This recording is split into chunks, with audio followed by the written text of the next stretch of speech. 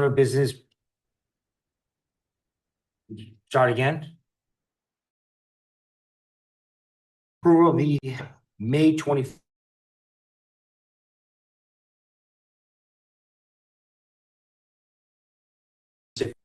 Minutes of May 21st, 2026.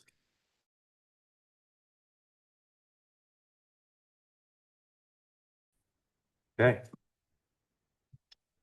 Moving along, old business.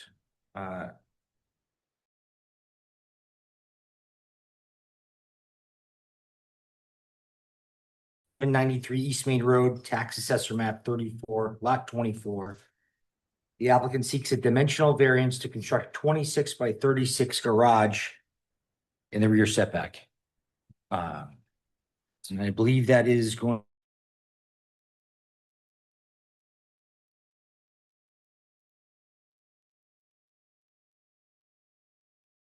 Dimensional variance. Okay, perfect. Problem solved. All right, next item. I will have to sit this one out, and I will let Mr. Farrell take lead on this.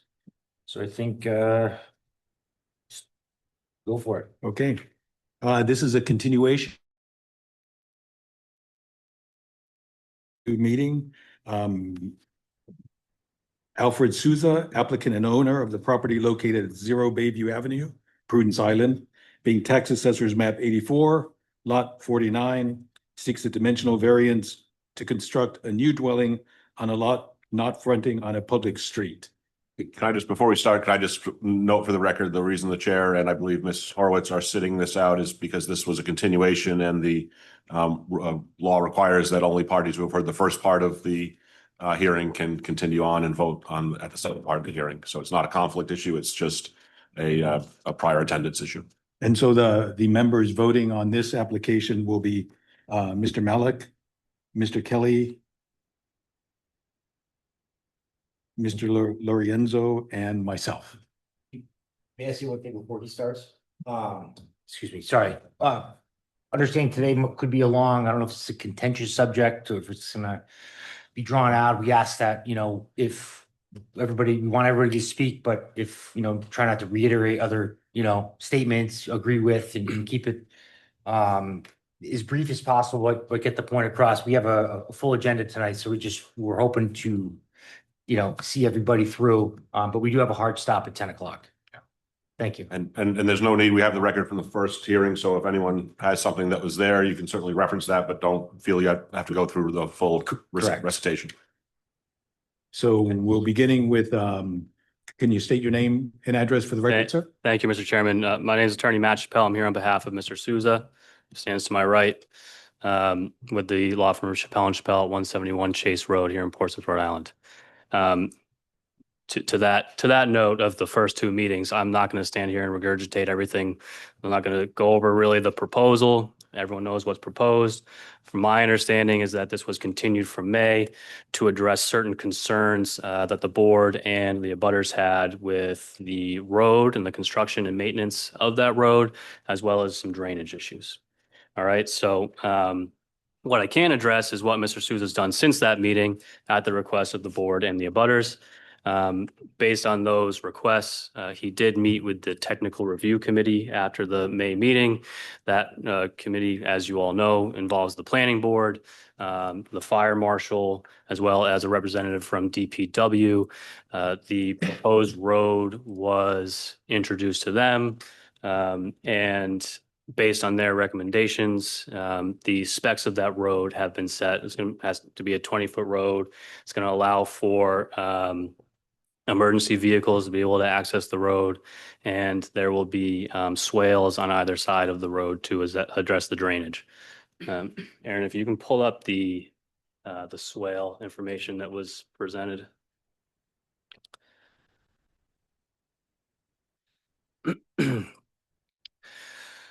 So what you see in front of you is a proposed plan for the drainage. The road is dictated by the fire and DPW. It's going to have to be compact gravel, 20 feet wide.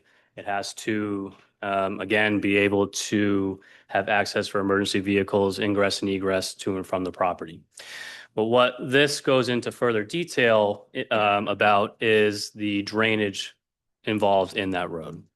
So if you will keep scrolling.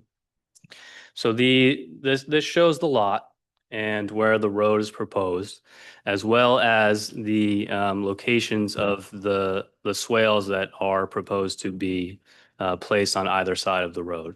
So these swales, if you can just keep scrolling, are keep going, are swales that have been engineered and presented for projects that have been before this board, projects that have been previously approved by this board and previously approved by DPW and the like. So the swales that will be in place here obviously will meet all of the specs that you see on the screen. There's a letter in your file from DPW who has reviewed this, who has seen the swales and is happy and satisfied with the swales, specifically the drainage that they will supply, as well as the fact that another issue that we'll get into is that Mr. Sousa is going to be responsible for obviously the construction, as well as any continued maintenance of the swales. The town and other property owners will not take on any of that responsibility. So in addition to... Ask a question Sure. on that point before we go too far off. Of course. How will that obligation be memorialized? Sure. So one of the main reasons that Fred came to our office was to actually draft the document that was, I believe, requested by the board, which was the maintenance agreement and covenant that was sent to your office. I believe it was also uploaded as an attachment here. Obviously, that can be altered, that can be changed to address any additional needs or concerns. But this gets recorded, as well as some language that's going to need to be put into his deed, some deed restrictions and covenants that will be recorded in the land evidence records that say that he's responsible for maintenance of the road, construction of the road, ongoing maintenance and repair of the road, as well as the swales and any drainage that get put in.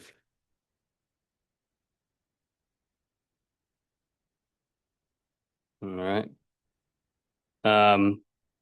So with that agreement and the plans, I know again, I'm not trying to regurgitate stuff that was already done, but there's a couple of other things in that file that I think should be brought to the board's attention. First, I think, is the prior zoning decision from 2009 that was kind of a blanket approval for this lot to construct a single family house. Obviously, the blanket approvals with no restrictions and no conditions are not good for anybody. We're here trying to do the exact same thing that was approved back then. We're just trying to do it better and to make everyone happy. All right. The second thing, again, which was kind of already brought up that I was going to address is I know a main concern was the maintenance and continued repair of the road.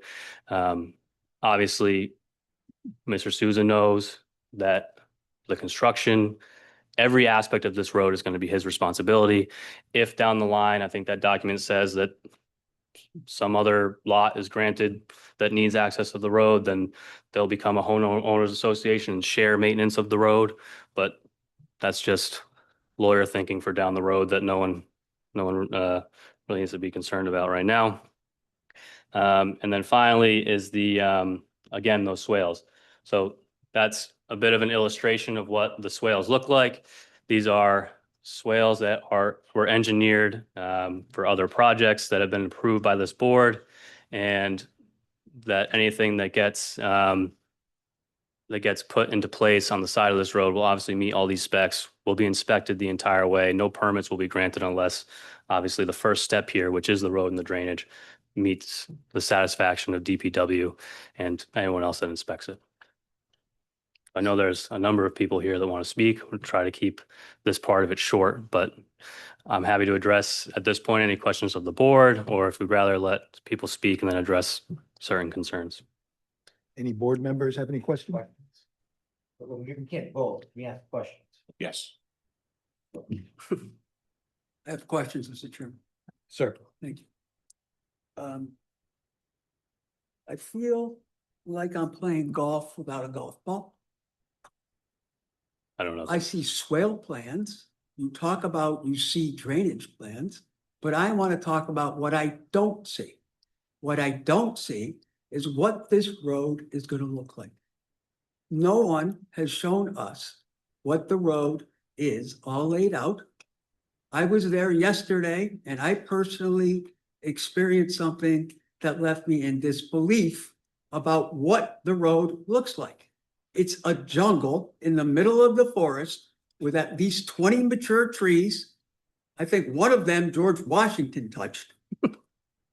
There are banks where I've played out of sand traps in Scotland that were easier to get out of, but yet I have not seen how this road looks. What I do have is something not in response to my last amendment motion, which was to show the road.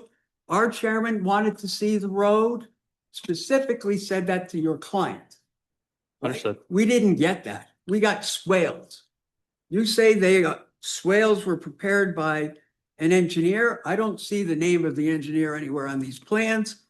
I'm very disappointed that I did not see a road plan, because when I go there, I have no idea how I'm going to construct this road plan. And in fairness to this Understood. board, Understood. that answer remains unopened. Understood. And to that, I will say, again, he went to technical review committee. They reviewed how the, That is a different committee. I- This is the zoning board of review. Mr. Mallett, I which has understand. its Okay, own- I don't need to be yelled at, right? Okay, I apologize. I don't mean to yell. I'm very upset. I about what understand. we asked for and what we got. in Very return. good. And I am here to try and address concerns. I was clearly brought in after 2 meetings. I'm trying to intervene here and make people happy and get the board what they want. Okay. If this is going to be a no vote because we don't have that, then let's save people's time. I would respectfully ask for a continuance to allow us to get that in front of you. Now that we're involved, I will spearhead that and we'll get you what you're looking for. Any other questions from the board? I have a question. All right, one of the reasons we were looking for an engineer to look at this. And I don't know, you're not giving us an engineer's name, a Paul, professional engineer? Please speak into the mic. Do you know who did the plans? Has a professional engineer prepared these drawings? No, sir. Okay. So the reason we were looking for such a thing, I know this plat was approved in what? 1929 or something like that. Okay, back then, Some time ago. you could build through right of ways wherever you wanted to. Rhode Island Department of Environmental Management, specifically the wetlands group, didn't exist and their regulations didn't exist. Now they do exist and they have for, I don't know, 50 years or so. Sure. So that's why we look at these things a little differently than I understand that. the blanket. So not having seen this and then hearing that it's possibly or probably wetlands that we're traversing through these right of ways, I don't know. I'm not a civil engineer or a biologist to make that determination. So that hasn't happened. There's- And nor am I, obviously. So okay. again, I'm here trying to sure. Yeah. Does he need to be sworn in again? Yes, sir. Would please state your name for the record? Alfred Sousa, 51 King Road, Tiverton.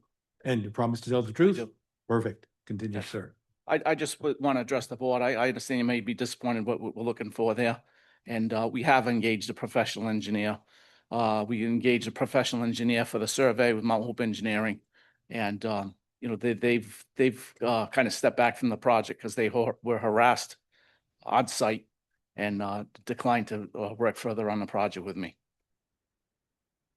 We've also engaged several engineers in hopes of getting this project moved along. In the spirit of getting the right information to the right people. I went to the Public Works Department and I specifically asked them what they wanted to see, what they thought would be important, and what would work for them, considering that they've done projects on Broadway and Narragansett, and they've just repaved it and they did drainage.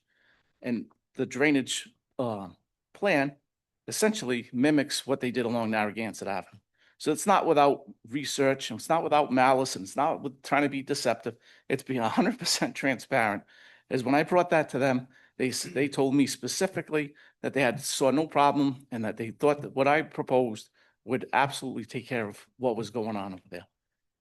Yes, when we started this project last June, the vegetation is a lot easier to get around when it's not fully vegetated in the height of summer. It's a lot easier to see when it's when the leaves are off, basically, right?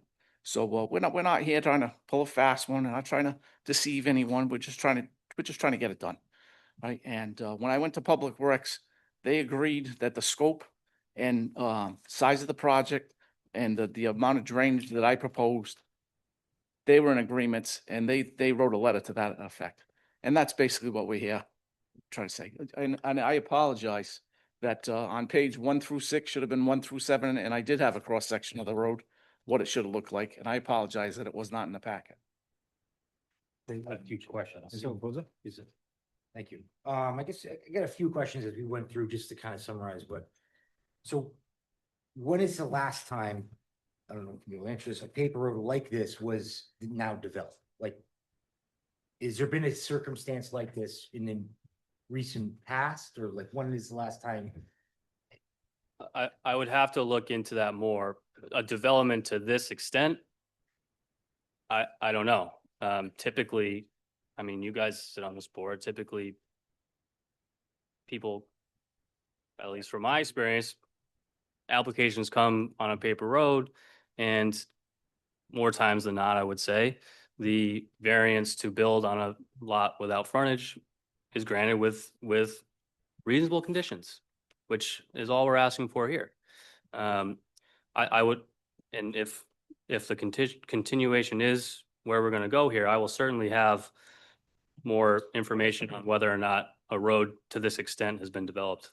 Yeah, I just said I wasn't here, but I think, things get caught up in the heat of the moment, but, I think we voted on other things and there's not a lot of defining road in Prudence, right? We know this is a paper road, it's a common situation over there, and we use our best judgment to do so, right? So understanding that, I guess, other roads on Prudence, do they look like what you're proposing, or are you proposing something different? Do most of the roads have swales, or do they not have swales? I mean, are there other cases like this that don't have swales?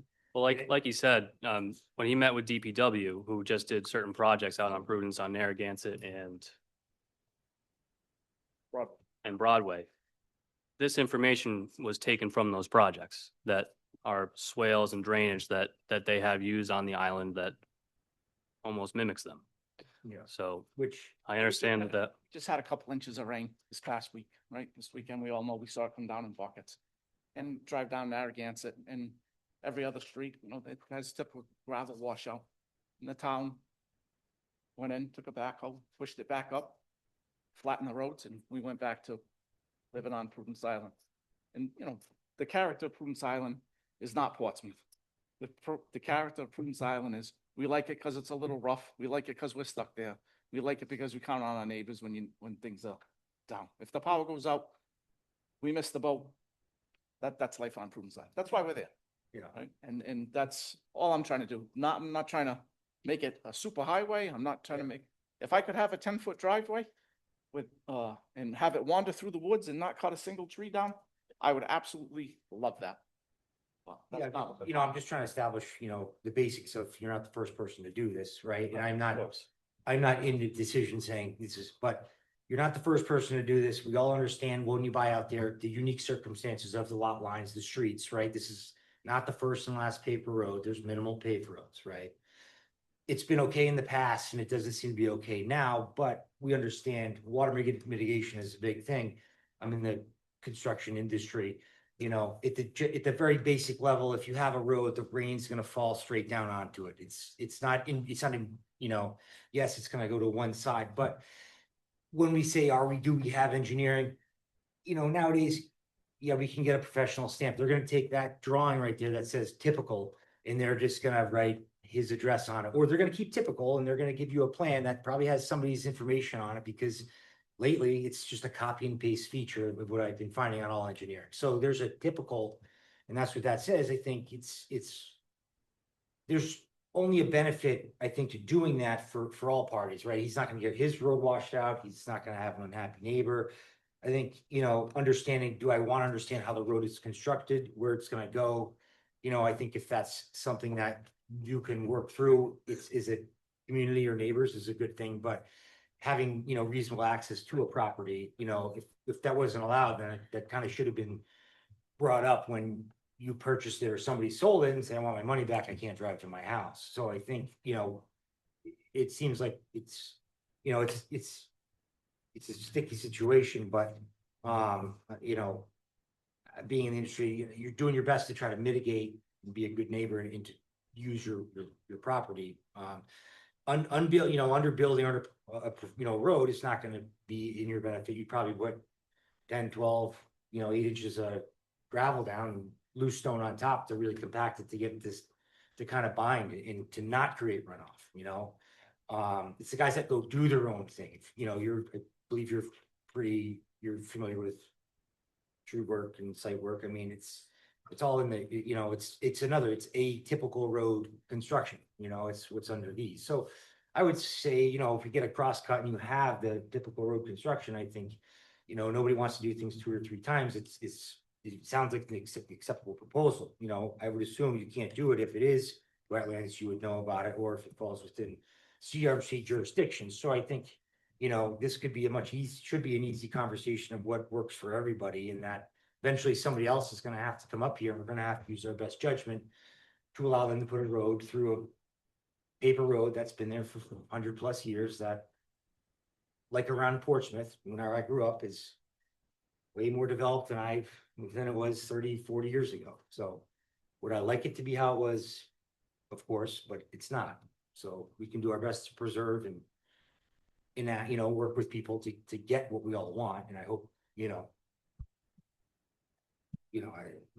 Mr. Chair, can I ask another question? It occurred to me, I want to ask Aaron, or maybe Attorney Chappelle can answer this, but what's the process for them to get a permit for the road? And is there a wetlands determination or something else that would have to happen once this board made their approval?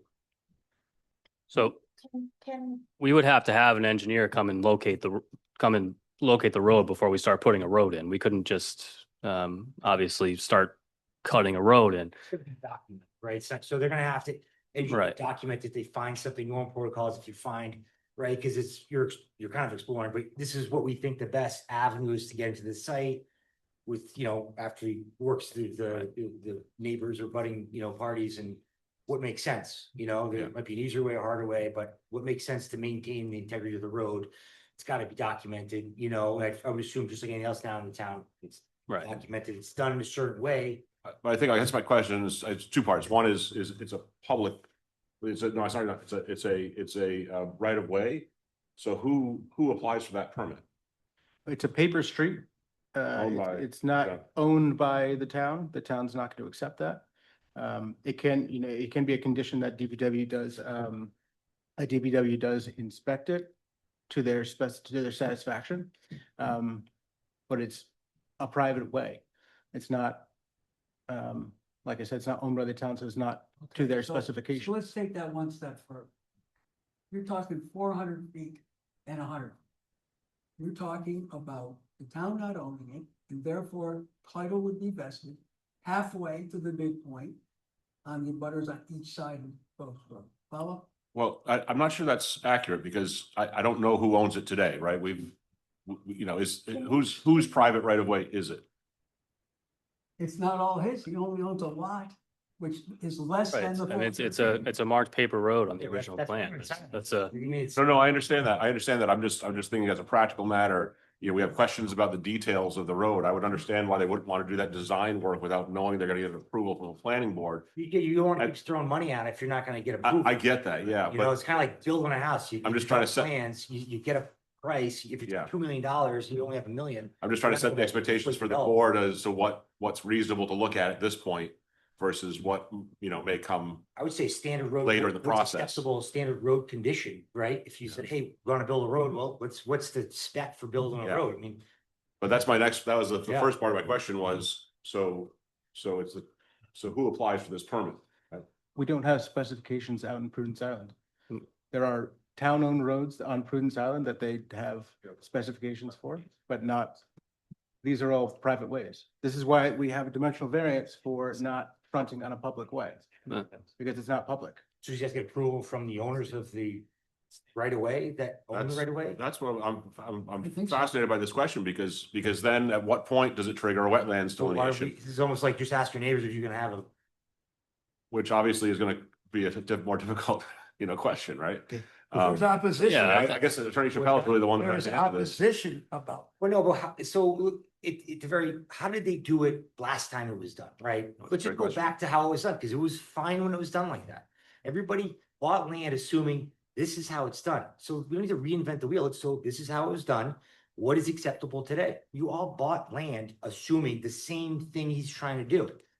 The island didn't come with the houses on it. He's the first guy to build and ask for a right of way to his lot.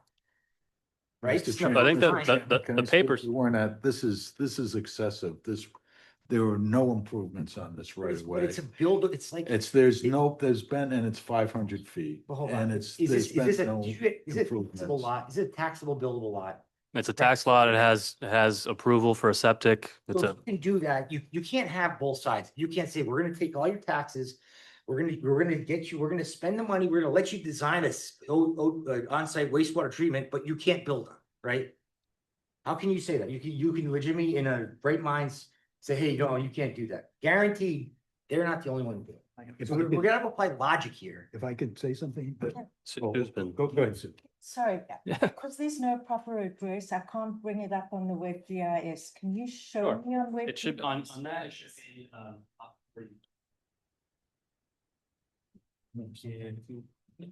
mean, I just feel like that's the case, and you can't build any more improvements.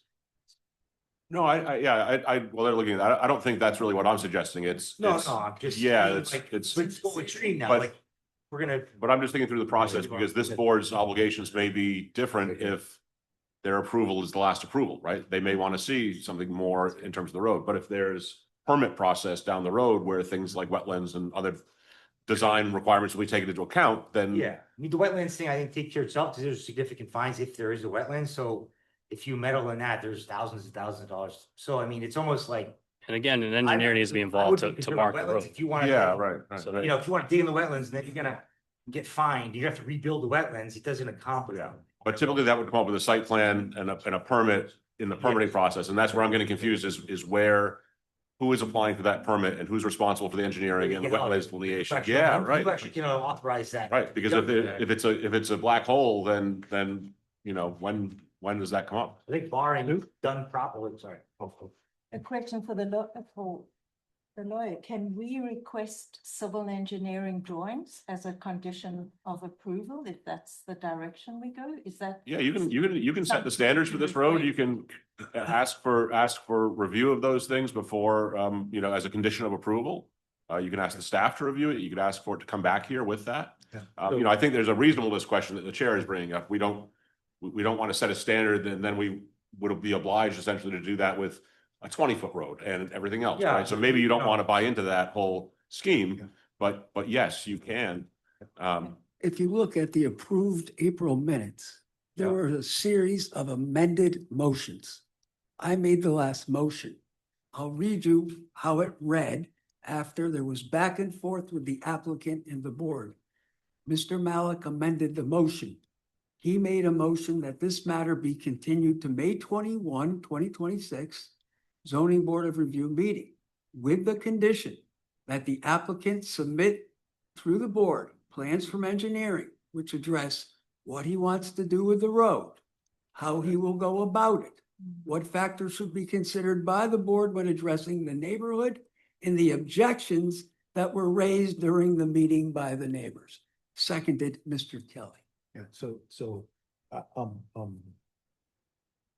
when I was thinking about this, for the time I've been on the board, I don't think I've ever dealt with a Prudence Island Road. I don't know if you remember. I mean, I don't think we I have, but haven't. I don't think we ever got this far into the weeds because we've certainly granted building permits. We've certainly granted, it's the same thing. We're granting permits for something that's not on a public way. So at the very heart of it, should we be the ones grant, you know what I mean? Like back to that question, it'd be really helpful to know who approved the last time this, happened, how it was the process, right? For the legality. And Paul, to answer yours, I agree with what you're saying.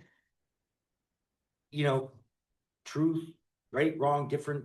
If you had an engineer out there and they couldn't do their job, I mean, I'm not sticking up for them, but if they had somebody there and there was an issue, they made the attempt to do it. I'm sure if you want to provide Paul with something to say, I had engineers out there, they were not allowed on site. I'm not picking sides here. I'm just trying to reason with Prudence, and I've said it, after other conversations with Aaron about how Prudence in the town really needs to either establish a little more boundaries with Prudence or go left or go right. But we're in this like gray area trying to figure it out and get into this pickle of trying to.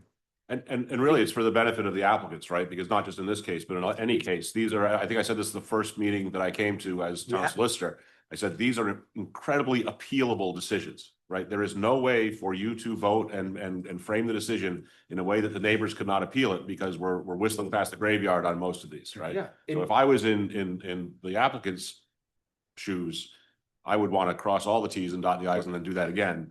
And make sure that, as I think Attorney Larissa said when he was here, this is, this type of case is ripe for us, private settlement as opposed to a public fight. I don't want to speak for the board or guide you, but to Attorney Chappelle's point, I don't think anyone wants to sit here for another hour hashing this out if there's not a feeling from the 4 members that this is ready for a vote, even with further testimony, with lack of engineering and some of the response. If I made it to that point, which I think I kind of started with, I understand that the board asked for a number of things, and Mr. Sousa stood up here and told he didn't not get you those things because he's trying to pull a fast one. He did what he thought would satisfy some people. He went to DPW, similar projects I just did. If this again is not going to be a vote without that, I would respectfully ask this board that now that our office is involved, that you give us the courtesy of a continuance so that we can work with Fred to meet those requests that you've made. I would be in favor of a continuance in deference to the request by the attorney. I am concerned, however, with 3 primary issues. First and foremost, what the plan is about. We don't know. We just don't know. Okay, I don't know if it's going around these mature trees. I don't know if he's banking to avoid the topography. But at the end of the day, I'm gonna cut you off. We've had private roads in town. It's how you get down there. There's houses off of them. It's not, if we might not be able to are we the ones who approve it? We're trying to figure out what the legality is. Are we the ones to give it okay? Well, I would ask that Attorney Chappelle dig into that a little bit, right? Maybe find out when the last approval was, because it may or may not. And he didn't do it. And again, we'll look into all of those issues that you have. Obviously, if we could build a road that didn't touch any trees and weaved in and out, that would be great. But we can't go back and control where a tree grew in the middle of a paper street. When you're asking, what do you want? Do you want to know where the road's going, how deep it is, where it is? I don't think that's, I think there's if I can try to help get through this, I think the proper process would be for Attorney Chappelle and his firm to figure out whether this is the last say on the road or whether there's additional steps that will be required, and they can work with town to figure out who applies for a permit, who owns the land and who has a right to apply for a permit. In that case, at that permit stage, what other reviews happen? Is it engineering? Is it hydrology? Is it wetlands, do all those boxes get checked? Yeah. If they don't, then this board has a different set of responsibilities. If they do, then you get to punt to those specialists Exactly. as you do with everything else. Yeah. But we don't know the answer to that question first. Of course. And of And- course, it's up to them whether they want to go ahead and start putting stakes. And we can lining the road so that everyone can have a better feeling. We can certainly add to those covenants that we've already done for the maintenance and everything that, Mr. Souza is more than happy to take on all of the permitting, obviously all the permitting fees. Yeah. But we'll memorialize that so that there's no confusion And I think we can when it does get to that point. Yeah, I think, Paul, I agree with what you're saying, 100%. I'm not trying to, I guess, you want to see it, you want to know what you're getting, you want to, but then I guess, And I have a couple other concerns, Eric, in fairness to the board and to me. Okay? Yeah. First of all, let me just say, I greatly appreciate and respect you and your breadth of knowledge about construction and zoning. So you don't need to apologize, okay? I really do. I feel that. I think that what Aaron Lindo raised tonight about approval of abutters and that next level is also very concerning. Thirdly, a point that was made in April about how do we go from a cart path where we were taking our horse down to the water and now we're turning it into 24 feet. I don't know what the law is in Rhode Island. I know what the law is in Mass. That's certainly not our preference to do a 20-foot road. That was requested by the town, I the agree. DPW. I think we're gonna go down a really slippery slope because if we decide to take a hard left or right, Yeah, it's not gonna get any easier for any prudence petition to come through here. Because we're gonna end up at this juncture and this prudence is prudence, right? And we've had this conversation with Aaron about defining, trying to get a little more direction with how to vote.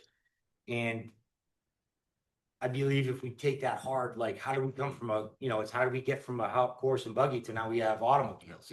It's natural progression, but we still have to realize how we got there. And like, But it's not just your authority here that's Exactly. impacting this. It's the fire department's choice to require turning radius or width for vehicles, or things that they might not have asked for 10 or 15 years ago, yeah, or And something. not they physically. did request that at the technical review committee. That's the No, only. I understand, but that I think in 30 years ago, that may not have been the same sort of issue. The fire department may have. I bet it wasn't been well in prudence less. 1929 when it was. Ma'am. Certainly not. either. all what he's asked is, I think it's all great to see it, get a better understanding, present to the neighbors, present the swale, and I think, it's just trying to do it, but not, engineering is expensive. It's just trying to get the idea of like, hey, will this work for you?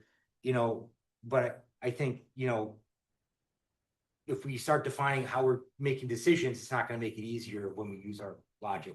It's gonna set precedent. I think if we understand the path forward better, we can, and I'm happy to work with the council to try to, the attorney to try to figure this out, but I think that we can figure out what that path forward looks like in a way that doesn't impact other applications for less extensive requests. If I could also just make one more procedural point, I know there's people here who probably came for this. If it does get continued, it's up to the board, but you may want to ask if anyone in the audience would like to just make their testimony tonight rather than having to come back at the next meeting. Maybe they want to come back after they see the next round, but some people, I'm sure, especially coming from Prudence, it may be nice to let them get on the record tonight rather than having to come back. But before we get to that, my view of this was we asked for some information. And when I got the package, when I reviewed the package, I went through and checked it against the questions and said, okay, they didn't provide this, they provided something different, they didn't provide this. And so my assumption is you decided consciously what you were going to give us and came here with the expectation that we would make a decision based on the information you provided or didn't provide. And so a continuance may not be reasonable, given that the applicant has decided purposely how to respond to our questions. And we do have members in the audience, abutters who have taken considerable effort to get here. Mhm. And so in my mind, asking the board, do we want to vote based on the information you've been provided is a reasonable alternative. I think you have every right to do that. And again, if I may, Mr. Chairman, this was not done out of malice. My office is just now getting involved, and we're trying to get you guys what you want. I'm not He- suggesting that I anything understand, was I done in understand that, malice. but you're suggesting that we purposely, you said we purposely didn't give you what you asked for. Correct. He hasn't had an engineer go out to the lot, do a plan to have the septic approved, and then when we went to take that next step, that engineer threw up his hands and said, I'm not dealing with this. I think there were, Fred can speak more to it, but I don't think he was greeted very nicely. He was, basically, we were harassed on the property, right? So, we went out, shortly after I bought the property and we, tried to locate, where the lot was. And it was a trespassing issue that, one of the neighbors, thought we were willfully trespassing, in which we were not. And then, we went back out a second time with better research and documentation.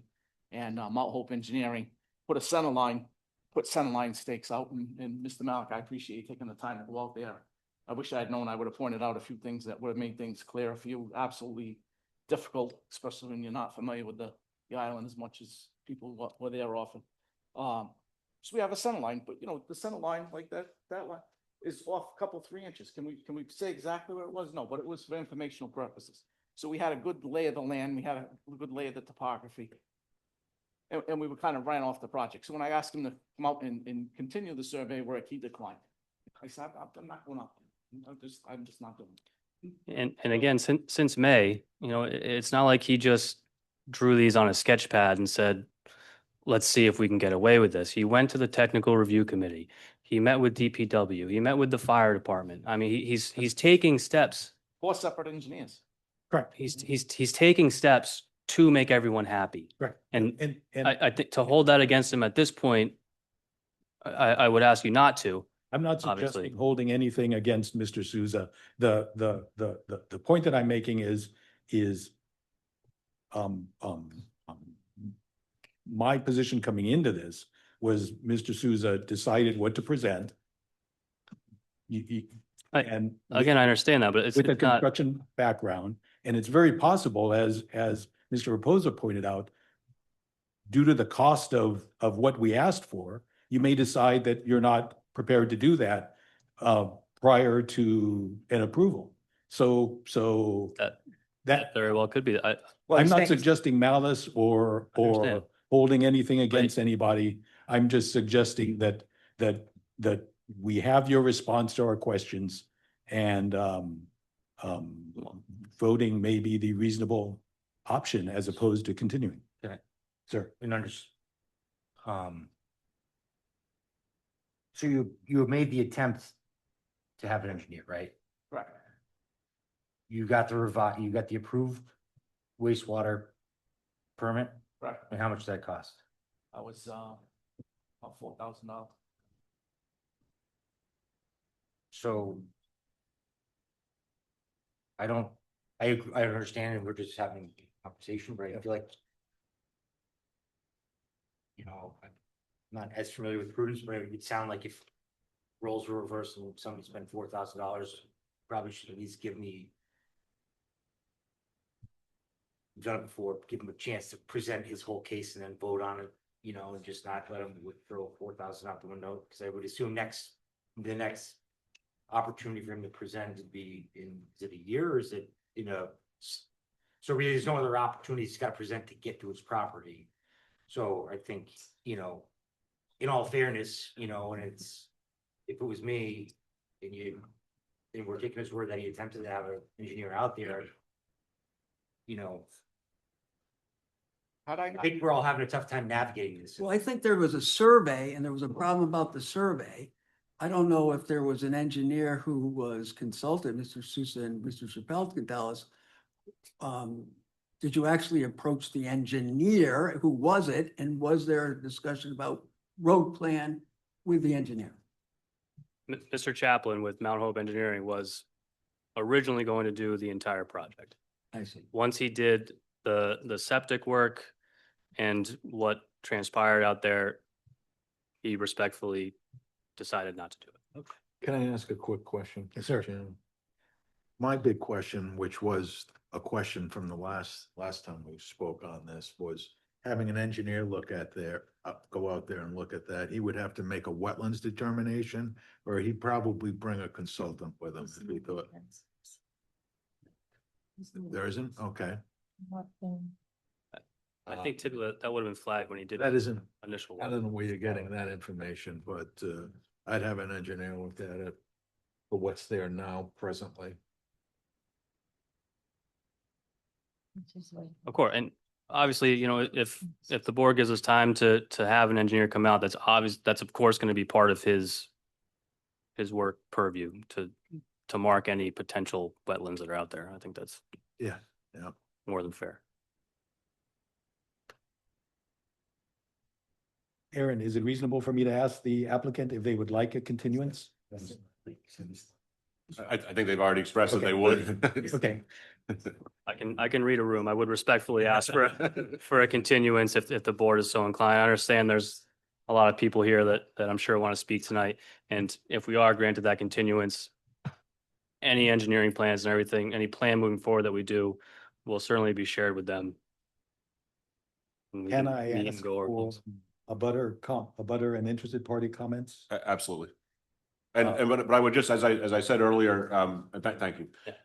As I said earlier, I would ask that the abutters give some thought to whether they would prefer to come back when they see the full plan and make their comments at that point, or given the sense that the board is going to continue this in any case. You know, if you'd like to be on the record tonight, you can certainly do that. Or you can keep your powder dry, as they say, and come back at the next hearing. Okay, just 1 second. just one more thing. Yeah, Mr. Chappelle, are you and the applicant done with your Yeah. comment? Then I'd like to Thank shift you. over to comments from abutters and interested parties. Ma'am, Anyone's welcome to come up. ma'am, please state your name and address for the record. I'm Erica James. I live at 020 Merrill. And, I also live in Newton, Massachusetts. and you promise to tell the truth. Oh, I promise to tell the truth, Thank you. you know, so help me God. I appreciate all of you being here. I want to clarify, Mr. Raposa, you said at the beginning that you would not be voting because you weren't at the April meeting. Is that correct? Yeah, I'm not voting. I was just. Okay, so your comments, should they be taken into consideration Ma'am, or should, they'll be taken into consideration the same as any other resident of Portsmouth. okay, all right. Just wanted to clarify because at the beginning, there was a question of whether he was voting or not, if there was a vote today. I probably didn't clarify when I raised that for the record. It's not like a conflict of interest where you can't participate. Mhm. It's just that the votes are limited to the parties that were at both hearings. Okay, thank you. And Mr. Raposa is not presenting himself as an expert witness in any way, so. Okay, okay, Voice in the will. Sorry, we voted on a lot of prudence things, so we're trying to like, yeah. it's a great nav, you know, I'm trying to like, which way do you vote, but like if. So given that the board has somewhat limited expertise with respect to the historical and legal relationship between Prudence Island and Portsmouth, yet all of us equally are taxpayers, and many of us have expended quite a bit of funding in order to research this issue. I don't think that it's fair to say because Mr. Sousa perhaps paid $4K for an assessment, perhaps some of us have spent 3 and 4 times that much to get our legal opinion. I think the abutter should have as much, if not more say.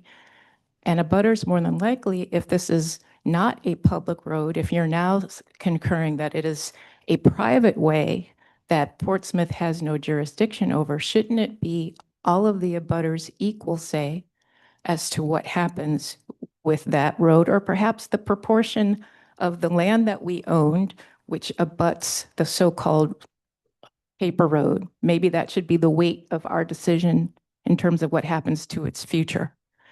Now, on the question of whether the engineer has been able to come out or not, in the meeting in April, I raised the issue that for me personally, I had no idea who Mr. Sousa was, who his engineer was. I saw 2 strange men in my backyard. with equipment attempting to do something. And when I went out to ask who they were not forthcoming. I've said previously that this has not been a collegial neighborly process, which could have been. There are other neighborhoods very nearby that have homeowners associations that have looked at the question of what happens with a paper road and who should have say and in what way. So it seems that there is a precedent that maybe your board is not aware of, that neighbors and homeowners on what is a private way, perhaps in 1929 meant for horse and buggy, that all should have the ability to perhaps weigh in on what happens. I do appreciate that you all have brought up the question of wetlands. Some of us have raised the issue of the wildlife that are there in the area. I would welcome some sort of a environmental assessment, but by a mutually chosen expert or an independent expert to be able to assess what is the quality of the land, what's happening with the soil, what kind of drainage does it have. And I think that's only fair. It should not be the person who is the most recent resident of the neighborhood with perhaps the smallest parcel who gets to decide for everybody else who's going to be assessing what's happening in the neighborhood and who the residents are and who have rights. In addition, swales are not always the best solution to deal with drainage. Swales can also have problems with siltation, sediment accumulating, inability to further drain. Where is it going to drain to? None of the information provided in that one-page document about what was going to happen if a road is designed had the kind of detail that would assure me, as someone who directly abuts this proposed road, that would assure me that I'm not going to have hundreds of gallons of stagnant water that are going to be home to Anopheles mosquitoes and putting my health at risk. It shouldn't be your decision who decides that. It should be all of us who live there. If Prudence is as independent as you all are kind of insisting.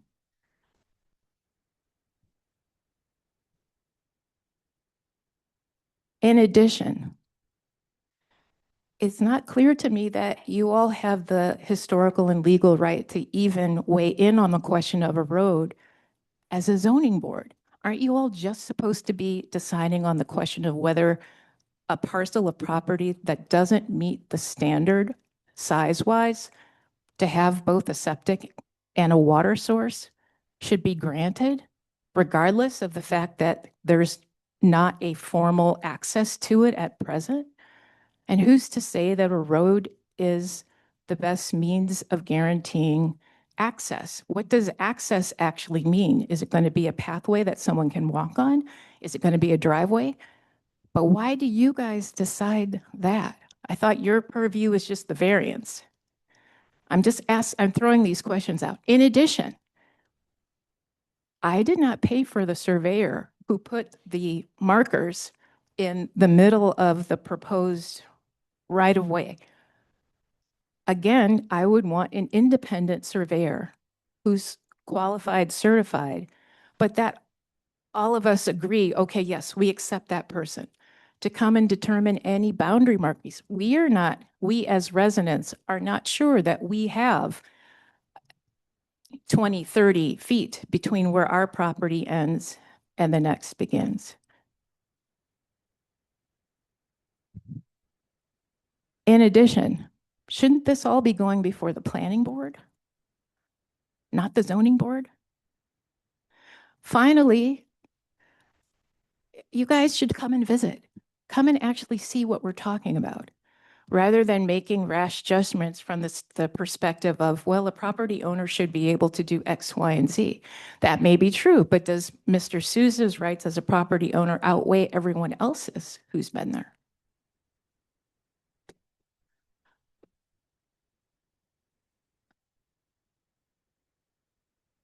I would appreciate you all giving everyone who's involved in this and who have stakes the chance to speak and not just dismiss us because it's going to take a long time to get out of here. And I will be at every meeting if I can. Thank you. Thank you. Yes, sir. My name is Malik Gotcham. I'm also at 020 Merrill Avenue on Prudence Island. And state your name and I, address.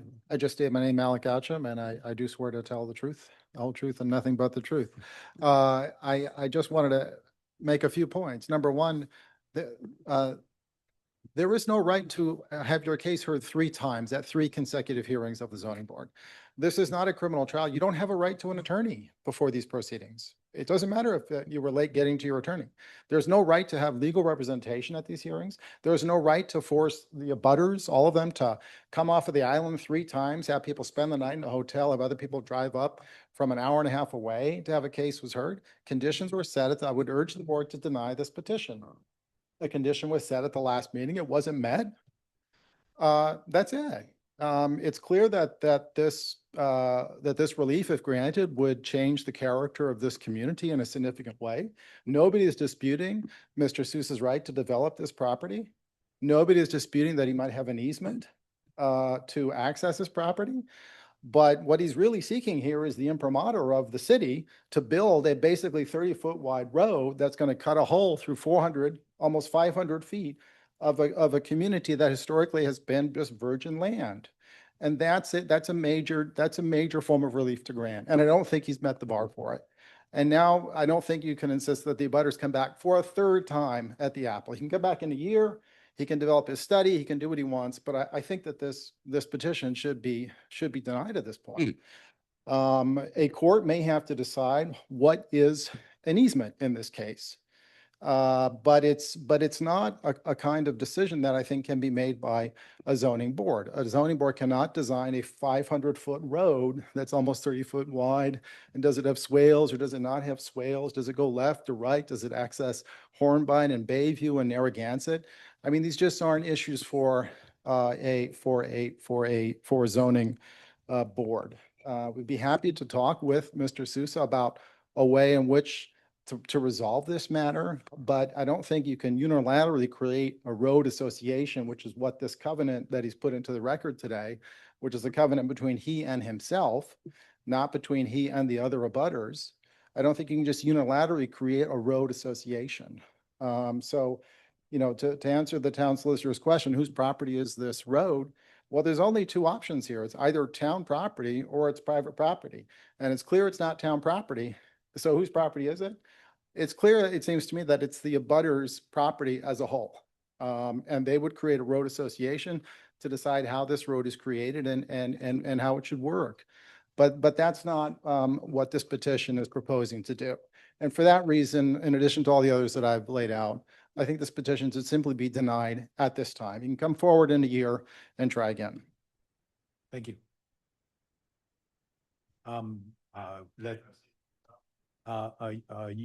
We'll bring you back up at the end. Are there any other abutters or interested parties in the room?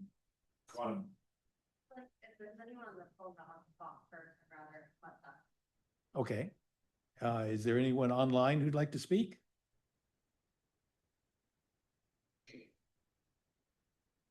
I see a raised hand. Derek?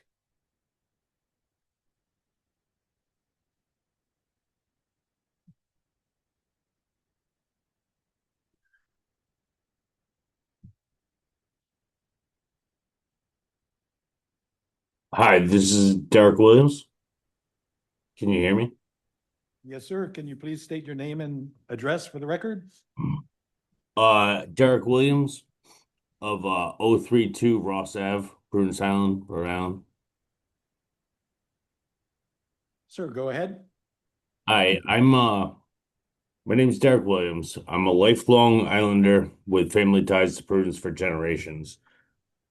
85% of Prudence Island is protected and conserved. It appears the general consensus of the island is to stay naturally beautiful. It brings into question why anybody would consider cutting down a 100-year-old forest for 800 square foot residence. It's hard to think of why the town would approve this other than the additional tax revenue. It's directly in opposition to a community that embraces nature.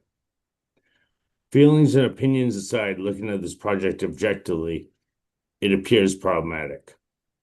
The biggest issue I see not presented is if you were to look at this area of the island on a topographical map, it is in the lower portion of a massive hill.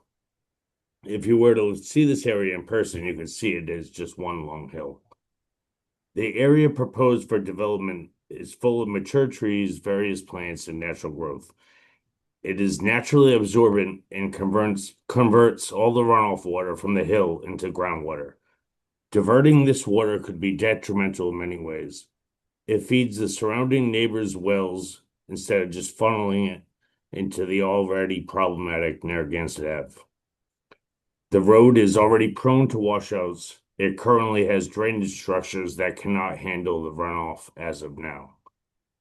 As stated in the last town council meeting, I was under the impression that the town of Portsmouth was very concerned about the future problems this project would open up, holding the town liable for the erosion uphill and the water damages down to the roads and the houses downhill.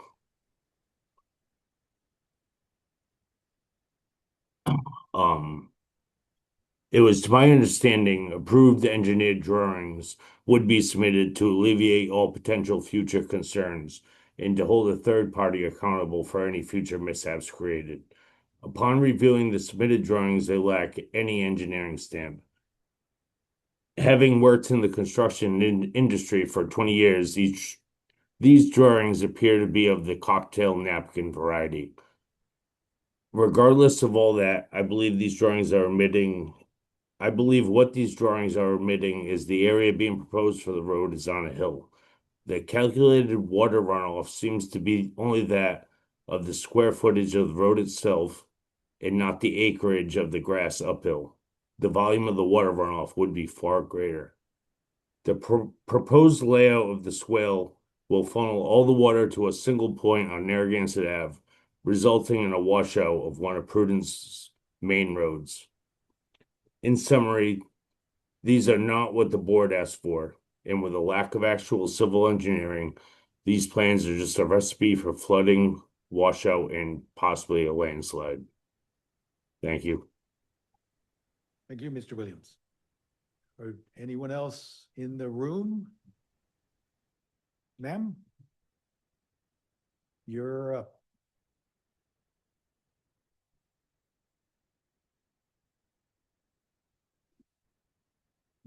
We have your name and address for the record, please? Daniela Ponte. I'll give 050 Merrill. I am on a butter. So I will come back if that's what the board decides, but I will echo everybody else who's spoken. Mr. Sousa was asked to provide civilly engineered plans. Mr. Sousa did not do that. Mr. Sousa knows what civilly engineered plans are. This is not what was provided. This is the third time I will have to have come off the island. As others have expressed, this is expensive for others beyond Mr. Sousa. I will only raise a few things. I will be quick. Not like last time. So I want to address the notion that this is kind of typical on Prudence. There are 100% things that are typical on Prudence. Small additions, little adds, a lot that is on what is somewhat of a cleared road that maybe isn't perfect. This is not what is happening here. This is hundreds of feet of forest. And I don't know if Erin can pull up the pictures that I submitted, please. And the video. I am trying to express and let the board who maybe has not visited understand the magnitude of what we're talking about. We have forest. This is not a dirt path.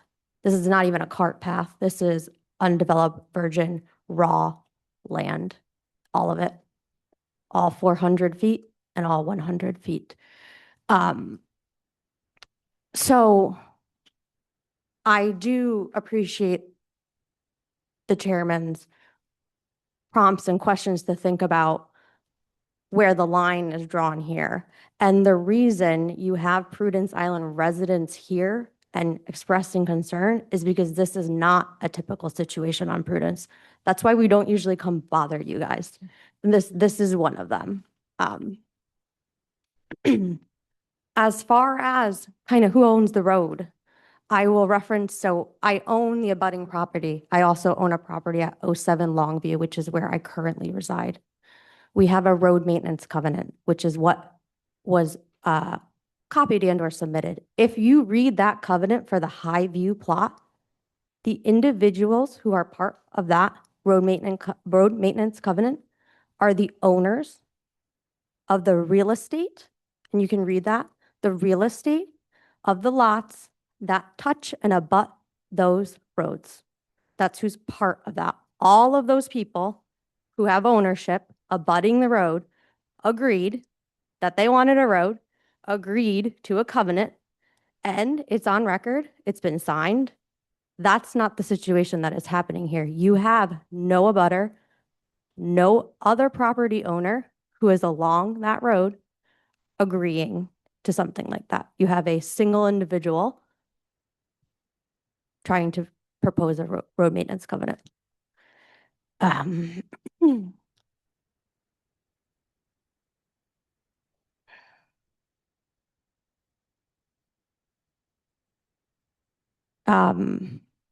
do want to remind the board that Mr. Sousa was aware of this situation at the time of purchase.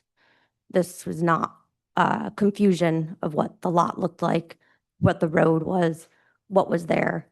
He was very, very aware, apparent, knew who the butters were, knew the butters were in opposition to this, and chose to move forward anyways.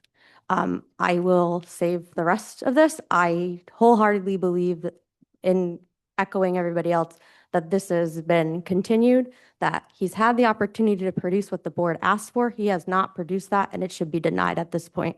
If it is continued, I will drag myself back here once again, and I will continue on with some more information, but I think that's enough for tonight. Thank you. Thank you. Any other abutters or interested parties in the room? Interested parties and abutters online or on the phone? There is a letter that was submitted. I can enter it into the record. I could read it. Oh, if you could read it, please. Sure. Good evening. This is from Bruna Bocacci. It's at 016 Narragansett Avenue. My name is Bruno Bocacci. I reside at 016 Narragansett Avenue on Prudence Island. I previously submitted a letter expressing my concerns regarding the town's consideration of Mr. Sousa's proposal to construct a road to access a lot that he previously purchased. My concerns are based on a longstanding drainage problem that has existed in front of my property since I built my home in 1994. Over the years, I have spent more than $10,000 installing a drainage trench around my home's foundation to prevent stormwater from entering my basement. Despite these efforts, water continues to accumulate on Narragansett Avenue directly in front of my property after ordinary rainfall. I've attached photographs that clearly show the extent of the flooding from a typical rainstorm. My question is simple. If additional runoff is created by a new road, what am I expected to do next? Build a bridge just to reach my front door? For this reason, I remain strongly opposed to the construction of this road. During the last meeting, I recall the town stating that it would not assume responsibility for maintaining the proposed road. I also understand that Mr. Sousa would be required to submit a professionally prepared civil engineering plan rather than the drawings he prepared himself. After reviewing the materials currently available on the Town of Portsmouth website, I have been unable to locate a civil engineering plan that satisfies that requirement. If such a plan has been submitted, I respectfully request that it be made available for public review. If it has not, I question whether this application is complete enough to proceed. Given the existing drainage issues that already affect my property, I respectfully ask the board to carefully consider the impact that constructing a new road could have on neighboring properties. I believe these drainage concerns should be thoroughly evaluated by qualified professionals before any approval is granted. Thank you for your time and consideration of my comments. All the best, Bruno.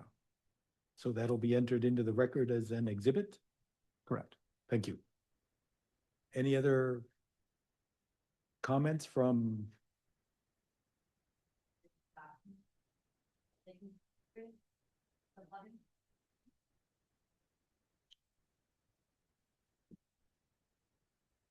Thank you for pointing that out.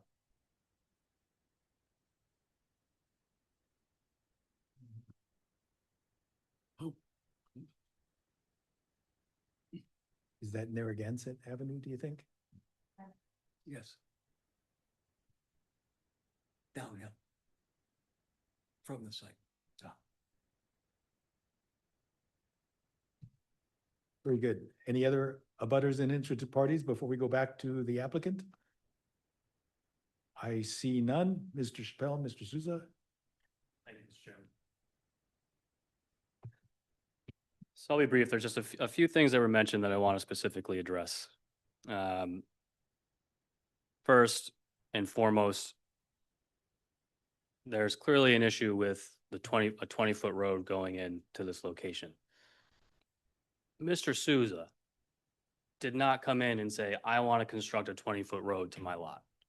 If he were to proceed under the 2009 approval for this lot that had no specifications or no restrictions or conditions on the road, he would have tried to weave through as least intrusively as he could, wouldn't touch a tree.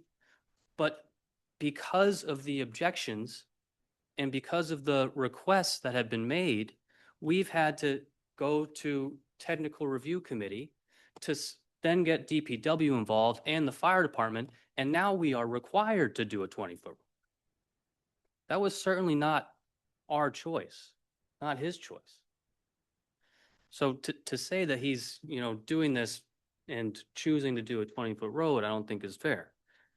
Also, the notion that this board should just be ruling on whether water and septic can get to the lot, and if so, approve. Water and septic has already been approved on this lot. This route was dictated by getting water to the lot. Septic has already been approved by DEM.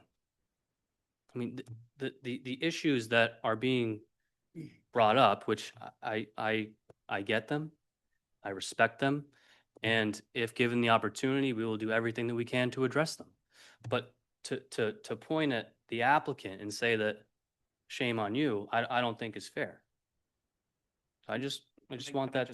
I'd also like to address the board as far as access. Aaron, can I have the map up from where the lot is, please?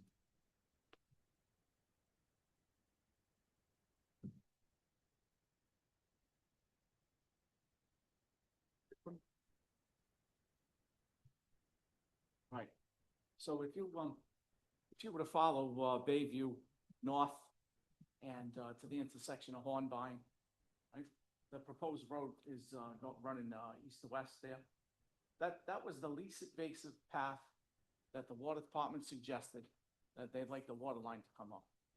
Because that was not developed on either side, it afforded privacy to the existing neighbors.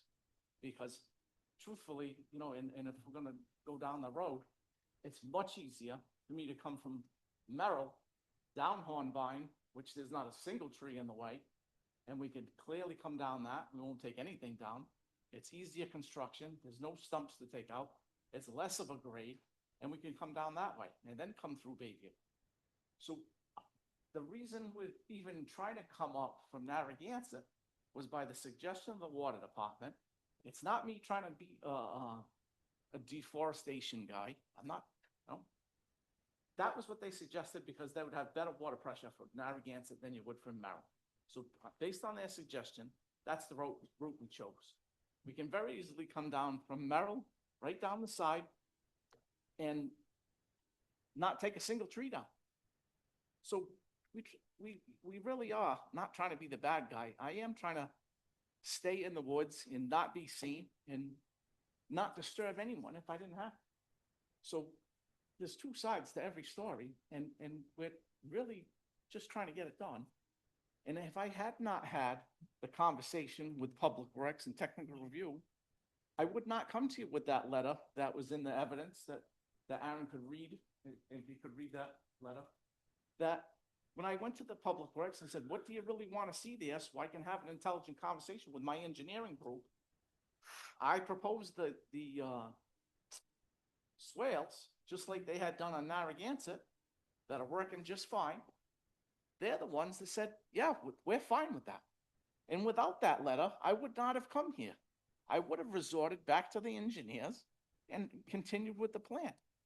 So we are here in good faith for minimum impact to do a nice job on a simple cottage. That's it. I'm not trying to build a neighborhood. I'm not trying to blow in and open up 16 lots. It's a simple cottage. That's all it is. That came from Prudence Island. That didn't go in a dumpster. That was saved for this purpose. And that's what we're trying to do. We're not trying to deceive anyone here. We're not trying to get around or cheat or not do what you've asked from us. But that's what we're trying. That's the spirit of this meeting. Very good. And sorry, just a couple of more things. There was notation on the paper roads, who owns them, HOAs. The reason the HOAs are required, and yes, obviously, if everyone's in agreement, it's a very easy document and a very easy discussion to have. And that's the reason they're done that way. Because a road that touches every lot, everyone is in the HOA, so they're all responsible to maintain it. The only reason that we're the sole member of this HOA and doing the covenants is because we're not asking anyone else to be responsible for any part of this road. Another thing that's being taken out of context to make him look like a bad guy, where he's trying to take on the entire responsibility of this project. He's not trying to disturb anybody. Just to clear the record, and again, to reiterate our request respectfully for the board to give us a continuance, whether it's a month or two, however long you're willing to give us. Happy to work as hard as we can to get you the documents and the plans that you've required. I'm more than happy to host a meeting with the neighbors. If that requires me to go to Prudence Island, then that requires me to go to Prudence Island. I'm having a child any day now, so I probably won't be the one that goes, but we'll make it happen. They've come over here enough. We'll go to them if that's what it's going to take. We're not trying to sneak anything by them. This has been full transparent operation, and that's how it's going to continue if you allow. Thank you. Seems clear to me that the abutters are not going to be vacated ever. After hearing the initial reaction from the majority of the voting members from prior hearings, who I think certainly reacting the same way I did. Paul, I would like to make a motion that we deny the applicant's request for a dimensional variance on this lot. Before we vote on that, I'd also like to express an opinion. We get a second? That's a discussion. Okay. Is there a second on the motion to deny this application? I'll second the motion. Motion is made and seconded, and now can we do some discussion on the motion? That, Yes. we close the public hearing? Yes, the public hearing portion of the meeting is closed. The board will now discuss the motion and vote or amend the motion. So I look at this as we've done, in my time as the board, we've had lots that didn't front a public road, and they were curb cuts or relatively minor pieces of territory that had to be affected. In this case, we have something a lot bigger, hundreds of feet, which makes it fundamentally different than what we've done in the past. And that, in my opinion, is the reason for wanting additional information. Now, we haven't got that information, and I tend to agree with Mr. Malik that we should deny this application and let it move forward in other ways than the zoning board. I know I can't vote. I just want to say I applaud everybody for coming out and making the trek here, and hearing your side is really helpful. And unfortunately, I haven't been out to the island, but I do want to sound like, you know, so it's helpful to get, you know, I probably should have another perspective, but it's great to see you guys all come together to try to conserve the island.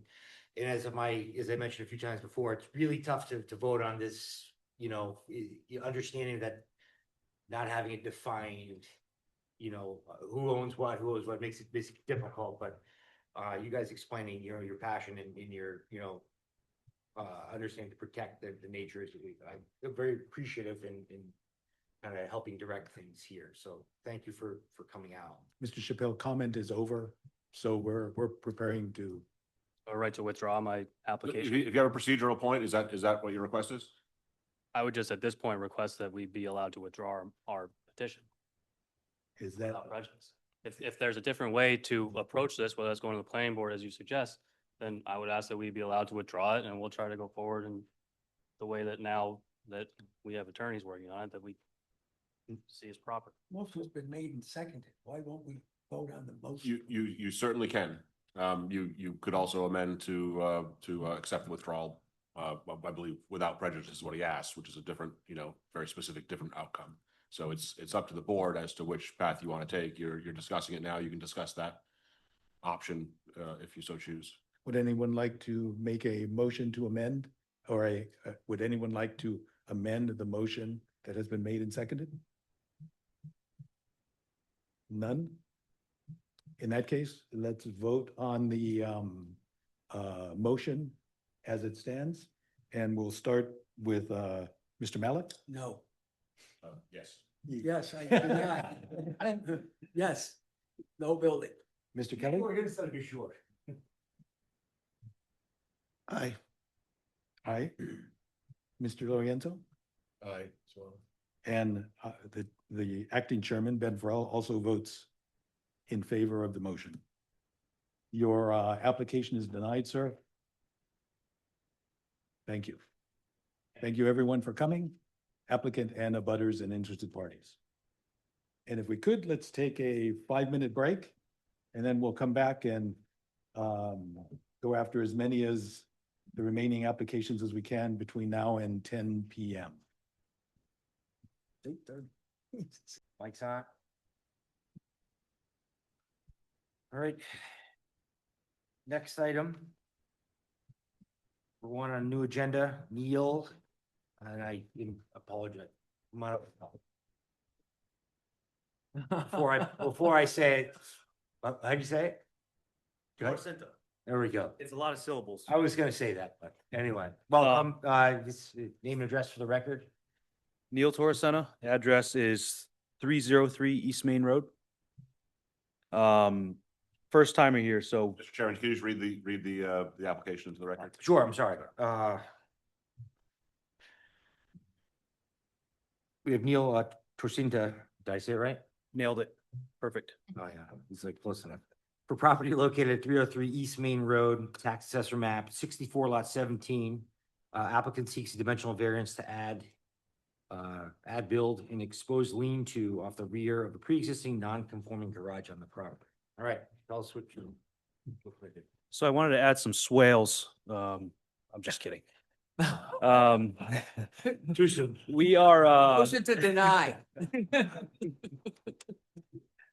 no, we purchased an old home several years ago. The garage was in pretty rough shape. It's a detached garage on the property.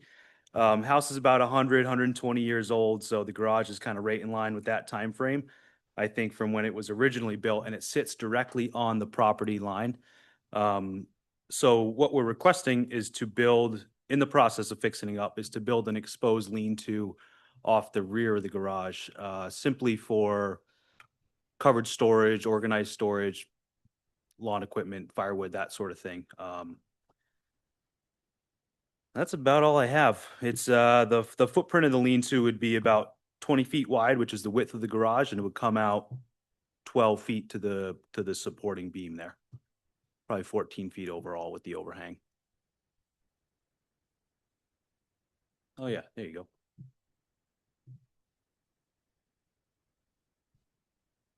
So the existing garage is already a non-conforming pre-existing structure, right? Correct, yes. All you're doing is you're adding to that pre-existing structure with the lean-to. So it's not substantially more detrimental to the neighborhood. It is consistent with our bylaw.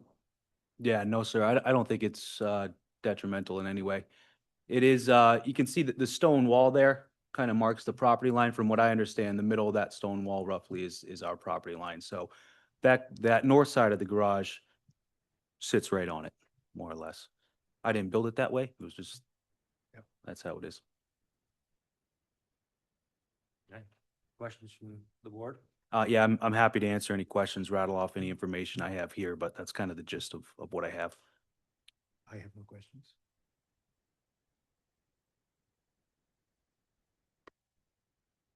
No. I can't vote, but I can participate. I think it ought to be. Did you wear yourself out in the last one? Not at all.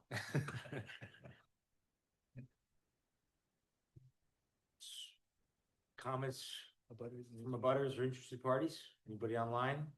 Neighbors? Okay. Anybody like to make a motion? If that's the case? Mr. Chairman, I move to make, I move that we approve this dimensional variance.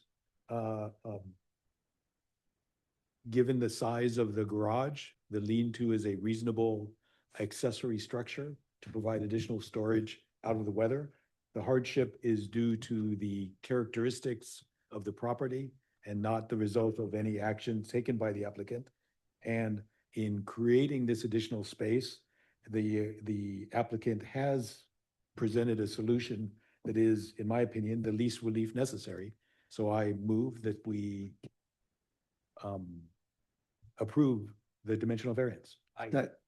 Sorry, I'm maybe have to back the trolley up a little bit. Can I make a condition? Did I miss that? We have a second? Yes. We don't have a second. I don't have a second yet. I apologize. Since the motion's been made, I would take. Sorry, since the motion's been made, I would take the second, and then you can add the condition in as a portion of the discussion, in the discussion Okay. portion. Okay, I second it. seconds.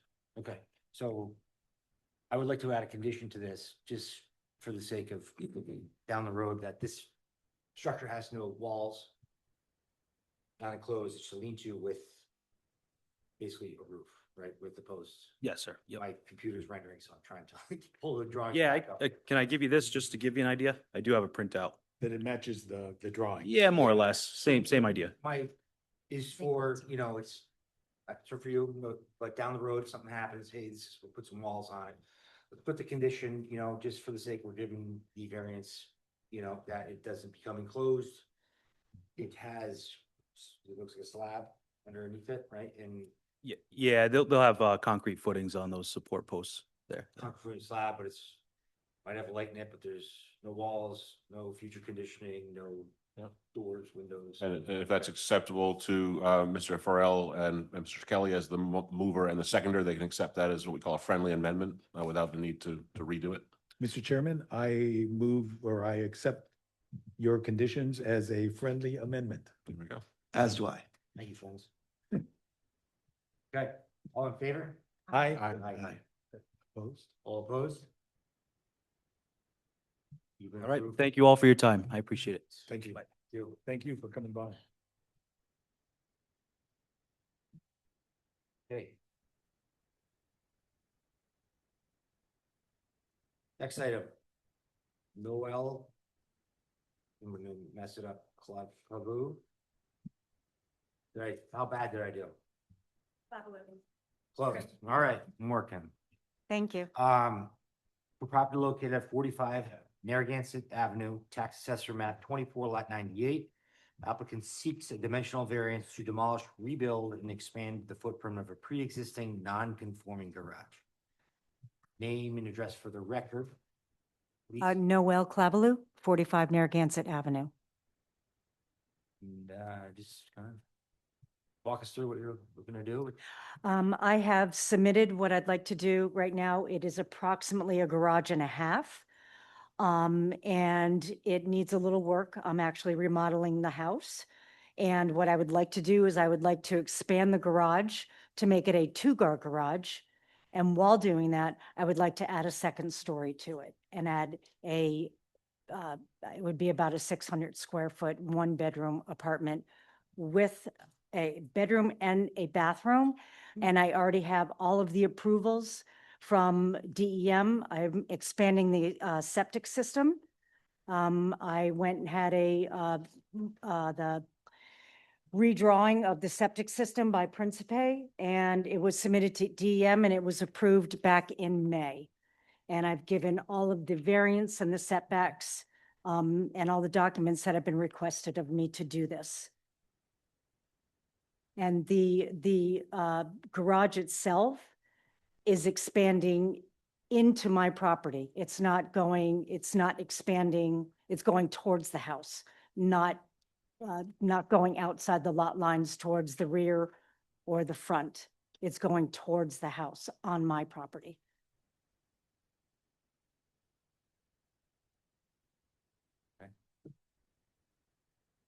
And the expansion is 9 feet from what it currently is. Adding 9 feet. And I don't know, it's not on that diagram, but I do plan on increasing the size of the driveway so it can accommodate 3 cars. Right now, I want to say it's about 18 and a half or 19. You can put 2 cars side by side, but it's tight. But I would like to expand that so it can have 3 cars there, so that the ADU itself would have its own parking space. Thank you. Sorry, Mike. No. Same problem, my computer. I'm gonna peek on hers, but. I have a question. The area at the back of the garage, what is that where you've got a washer dryer, but you've got this long hallway? What is the intention? You're gonna use that? Storage, a bicycle, hooks for a coat rack, any kind, because there's not really any storage inside the unit itself. There's not enough room. So it was just for storage. And I wanted to put the washer dryer all the way at the end. So.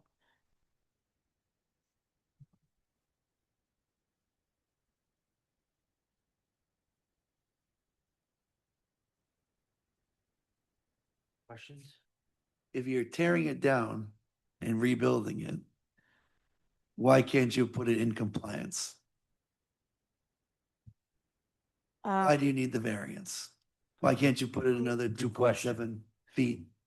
I House.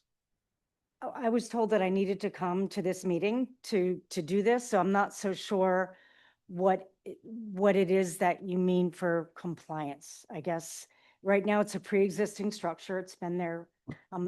The house is the oldest one on the street. It's 125 years old. And the garage, I believe, has been there for probably 70. So I'm not, what would that look like? I don't even know what that would look like if I needed to put it in compliance. So if you intended to rebuild it 2.7 feet closer to your house on your property, you wouldn't even have to be in front of this board for the variance. We had a similar one like this. It was off Dexter. Yeah. With, I'm sorry. Basically, if you were, the question or his question is, if you came and said, we want to add a few feet onto it and we're leaving the structure there, but since you're completely taking the structure down and then rebuilding it, it would make more sense to just comply and put it within the dimensional setbacks, because you're still doing the same amount of work. So you might as well comply with the newer codes, right? But if you're leaving it as is, then that's a reason why. But I kind of, it's a good point. Like, we want to make things conform as best as we can. So with that said, you're basically starting from scratch. So The reason, from what I understand, and again, because I'm doing work on the house and I've just gone through this with the building department, the reason that I have to take it down, and if I wanted to add something above it, I need to put a new foundation in. Because right now it's just on blocks. So in order to do that and any type of utilities and all that, I need to go through for the frost line, or else I would probably just be adding on to it. And I'm sorry. No, you're good. I'm sorry. I don't know if I'm answering your question. Yeah, well, basically, you know, if you left the structure there, it's not gonna comply, it's not gonna work for what you would like to do with it. Is that right? Because it's not, the foundation is probably what they call maybe a rat slab, it doesn't go below frost, so you cannot put any water, X, Y, and Z in this, you've got to rebuild it. Similar condition if you bought a house and you want to renovate on the water, you can only spend up to 50% of the value of the house, otherwise you have to comply with the new CRMC or coastal laws and regulations where now you have to build to the new code, right? With that said, you can build in the footprint that's, the new footprint, the new code. So it's kind of like the same idea, if you're gonna knock down, rebuild it, it probably should conform to the new code, right? And understanding, I guess, I'm not sure how, if you just bought or if you've owned it a long time, understand what you want to do with the property when you just buy it or not. It should be taken into consideration when purchasing or long-term planning. So I think our case is we want things in the future to comply as best as we can. I think that's what your point is, right? So just so I understand, so what does that mean? What would It that? basically means putting within your 3 feet closer to your house. Take the red box, on the drawing Yeah. and move it down a little bit. How far? 2.17. 2 what? 2.2 2.2 feet? feet. Yes. Yeah, it's not a lot. That's fine. So Yeah. that there's more room between the upper wall of the garage and your property line. So just I'll try to clarify. So if what you're here today asking for is a relief because you're too close to that property line, but you're only 2 feet, 2 inches too close. So if you Yeah. just shifted that whole thing south, 2 feet, 2 inches, you don't even need the approval from this board. So they could continue this tonight. We made your life easy. We could have saved you a whole night now. And you could go back with Aaron Yeah. and just give him a different plan. He's gonna say, Okay, I had no, I thought it was 10 feet. And that was my issue. But if it's only 2, feet, right? oh, okay. I think she just wants something to do tonight. Can I? She want to come out here. Yeah. The way plan shows with the windows so close to your property line wouldn't be allowed by code. So it's to your advantage to move it away. Oh, okay. You have to be. That's 5 fine. feet away from your property line, right? Yeah, believe so. Yeah. Otherwise, you've got to get into fire rating and all sorts. So Yeah, it's the abutting property, Sheila Lopez, it's actually a garage, a freestanding garage. matter. Just have to be from your property line if you want windows this code.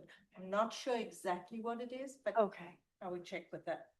That- Because you want those windows in your kitchen and your. so it might actually save you money on the construction to move it to 2 feet because you might have lower requirements under the code.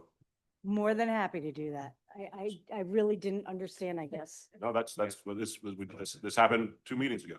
No, it's gonna be a continue. Would I suggest a continuance just to make sure that works out? Aaron, does that make sense? Yeah, I mean, I can In just case she submit, needs to come so I back, can submit, just submit directly to the staff I know why, so you can, in case you can't do it, in case we're missing in something. case there's something in the ground or you just can't do it for some unforeseen reason, you can just come back and just restate your case. You don't have to reapply. So rather than telling you no, confused about what do you mean something in the ground? In case for some reason, there's a reason why you cannot move the 2 feet, 3 inches, we'll continue it. You can always cancel it. But we're just saying, just for the sake of precaution, we will continue this. You can do your due diligence within the 30 days. And if you don't need to come back, you just cancel it. But at least you're on the docket for next month. if you Okay, need so to. then what I should do in the meantime is everything remain the same with the exception of the plans that I Yep. move it. Easy fix. Okay, Yeah. all right, I just want to make sure that, Yeah, we're just trying to make it easy. but talk to the staff, promptly so that they can look it over and make sure that there's nothing that's being missed. Yeah. that's fine. Okay, thank you. You're welcome. Good luck. Do I want to move to do that? Do we need to ask for abutters or interested parties? Yes, correct. So we're gonna go through the whole thing. We're gonna make a motion to continue on, right? Oh, I would ask for any public comment first and then. Yeah, butters are interested. We're gonna formally close it out and then, butters or interested parties, come on up. Just, name and address for the record, sir. Joseph Faragnos, 65 Narragansett Avenue. I'm in a butter. My brother and sister-in-law are here. They're at 45 Narragansett Avenue. So I want to speak against this application. And the principal reason is it says zoning board, this is their application. And it says here to increase existing garage to a 2-car garage with an ADU above. The third point of the Rhode Island General Assembly legislation regarding ADUs is allowed by right on any lot. I went through this with Aaron today, and part of the difficulty is what's posted by the town on zoning and sizes and setbacks, and how the state now has changed things that aren't quite available for the citizen to read, but we went through that. Part 3 said, regardless of any size of lot, where the proposed ADU is located within the existing footprint of the primary structure, the house. It's not. Or existing accessory attached or detached structures, the garage, and does not expand the footprint of that structure. In this application for zoning, she wants to put an ADU on a structure which is not built yet to support it. If you look back at the diagram you had up here, she wants to put a new garage of 637 feet and a half and an ADU of 625 feet. The current garage is only 408 feet. According to the Rhode Island General Assembly, she can only put an ADU on an existing structure, the garage. She can't do an ADU at the same time that she is building this garage. It has to be a separate building permit, get separate permission from you to do that.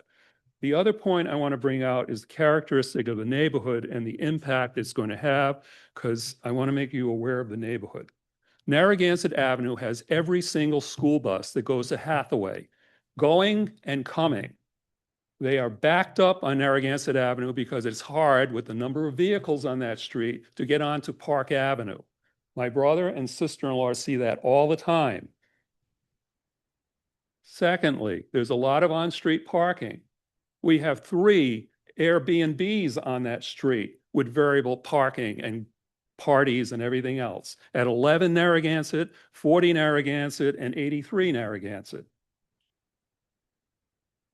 So we also have now the trash trucks, which have to pass on that street 4 times every week, because they have to pick up on the left side of the street for trash, the left side of the street for recyclables, turn around and go down the right side of the street for trash, and go down the right side of the street for recyclables. So there's a lot of traffic on this little road, which I grew up on for 72 years. Adding an ADU with more vehicles and not more off-street parking necessarily is going to certainly increase the density and the difficulty of navigating the street, even though we have parking on one side of the road. It's one other thing I mentioned.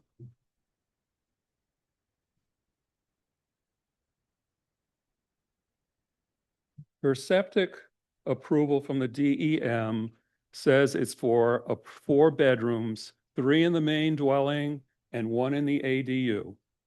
She's claiming there are 3 bedrooms. If she goes to 4 bedrooms, she requires a septic change in her septic system on that property. A new tank, which is larger, a new sand gravel bed, and another filter.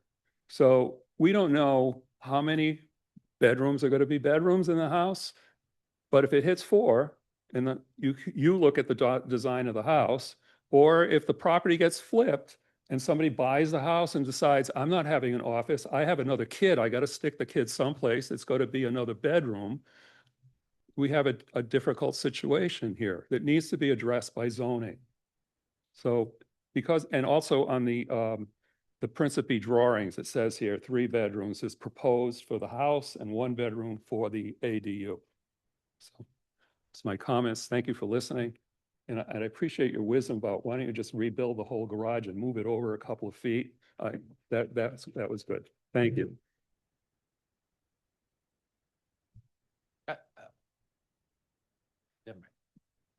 I'd like to say something, please. I bought this property in January, and I've been met with opposition. This is the oldest house on the street, 125 years old, dilapidated. While the realtor tried to sell it, there was only 3 people that looked at it, and they ran. And I looked at it and I said, I'm going to try to restore this and bring back something to the neighborhood. I resent the fact that I've been portrayed as this evil person, where if you look at all the documentation that I've put forth, I've done everything by the book. The house was a 2-bedroom, 1 bathroom. It is going to be a 3-bedroom, 2 bathroom. I've gotten all the approvals. I've done everything by the book with the building department. I've gone and gotten approval for everything. I'm increasing the size of my septic system. It's going to cost me $25,000 to do that, but I made a choice to do that. That's my choice. Again, I have the approval. I've already contracted a reputable town member to do the work. In terms of me, increasing the traffic, I've just told you I'm making an effort to increase the size of my driveway so I can accommodate additional cars. That also means they'll be parking inside the garage. And so that's going to be 5 parking spaces on my property, off-street parking. And I drive up and down that road every day, and I get frustrated that I have to pass RVs that are just parked in the middle of the road, or boats that are parked in the middle of the road, or the lineage of cars. But some of those houses are so old, and the building at that time was so tight that there weren't driveways. I understand that. I accept that. I'm not grappling about that. But I know for my own property, I'm going to make provisions to make sure that I can get cars off the road. Regarding the rentals, I can't control that. That's happening. We're approved to do that in the town. I've been a short-term rental host. I am a 5-star. I would have testimonies from my neighbors who take me out to dinner and thank me, who ask me if some of my guests are coming back because they like them so much. And I'd be happy to get testimonies from them. Anytime that I've acquired a property, I've made it my sole effort to improve that property, to improve the integrity of the neighborhood, and to be respectful of my neighbors. I do not believe that I am affecting the quality of life. I'm trying to do things in a really tasteful manner and respectful to my neighbors. And several of my neighbors that I am abutting have been really kind and generous and stopping by and introducing themselves and telling how much they appreciate what I'm doing.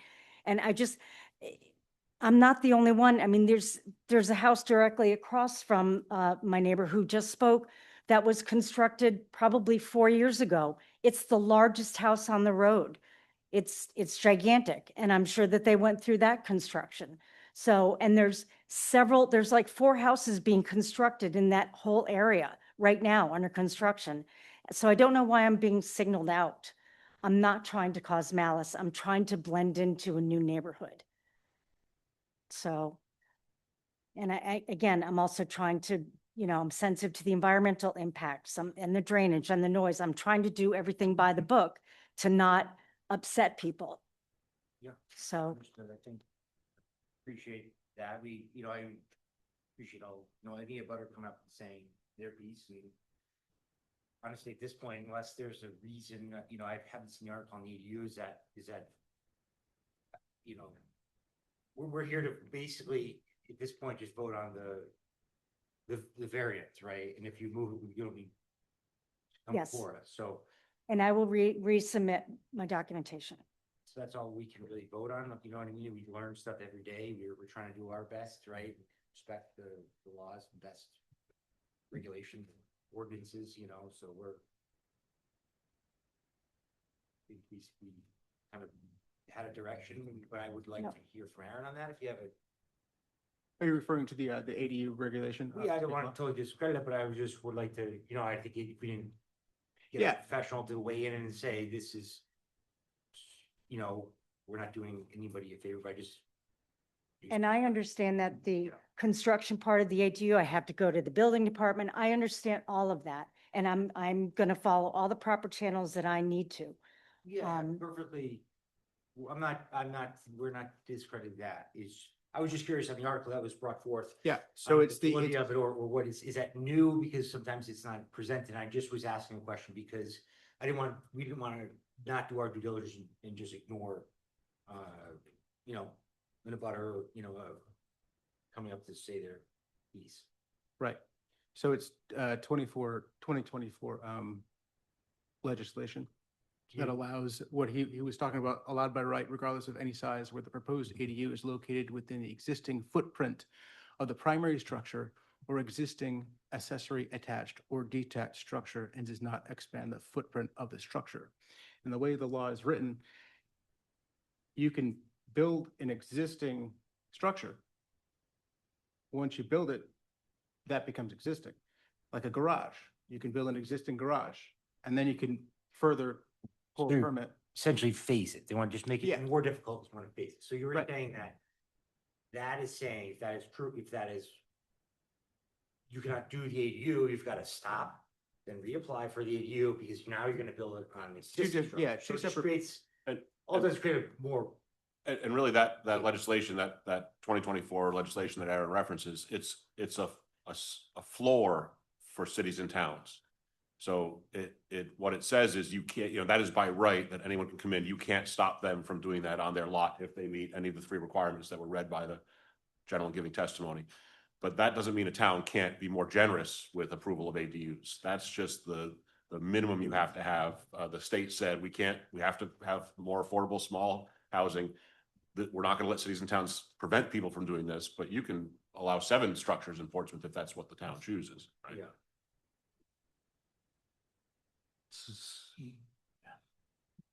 So I understand that I have to go to the building department and submit an application. The starting point was, after speaking to Aaron, was I understood because it's a non-conforming structure built long before all the zoning had come farther along. So now, from what you just told me tonight, I absolutely will go forth and modify. I guess I really didn't understand. Yeah, and it's some, you know, a lot of applicants don't, and we're just trying to do our job in making things conform. If it's, Right. we'll say the least relief to make, you know, see. I just didn't want to take down the structure until I Right. had permission Yeah. that I could, right? I just didn't want to, because I'd rather have a garage than not a garage. Right. Can't do the way the construction types were back then. I do have one question though. If I take it down now, am I still allowed to then pour a foundation in the fall? Or do I have to, am I going to be penalized or? I don't think you'd be penalized, but I would suggest going to get your permit first. Yeah, okay. And if for some reason that doesn't work out, then Yeah. we'll see you next month and Yeah, I mean, taking we it can down have is real a lot quick. different conversation, but I A think, day thing, but. yeah, I would pull that permit. So we need to make a motion for a continuance? Close, We're gonna just close. Make a motion, we're gonna close it out by making the continuance, right? Can you ask if there's any more abutters or interested parties before you close your public comment? Oh, sorry. We did, Thank didn't you. we? Any more butters or interested parties? All right, we will online, offline. Sure.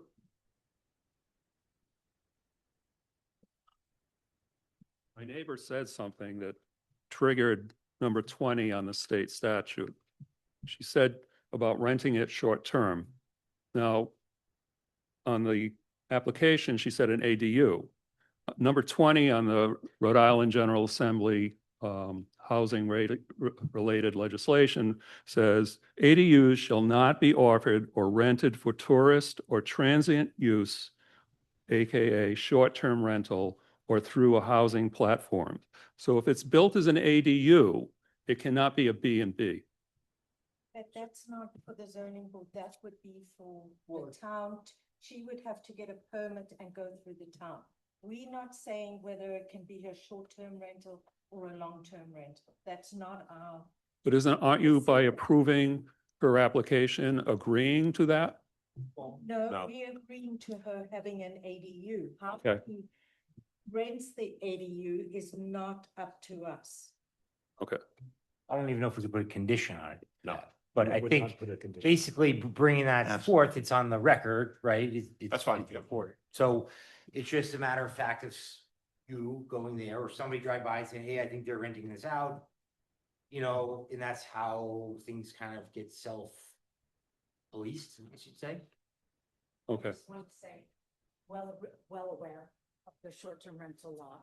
And this has this, being a military, so this has nothing to do with any of the short-term rental.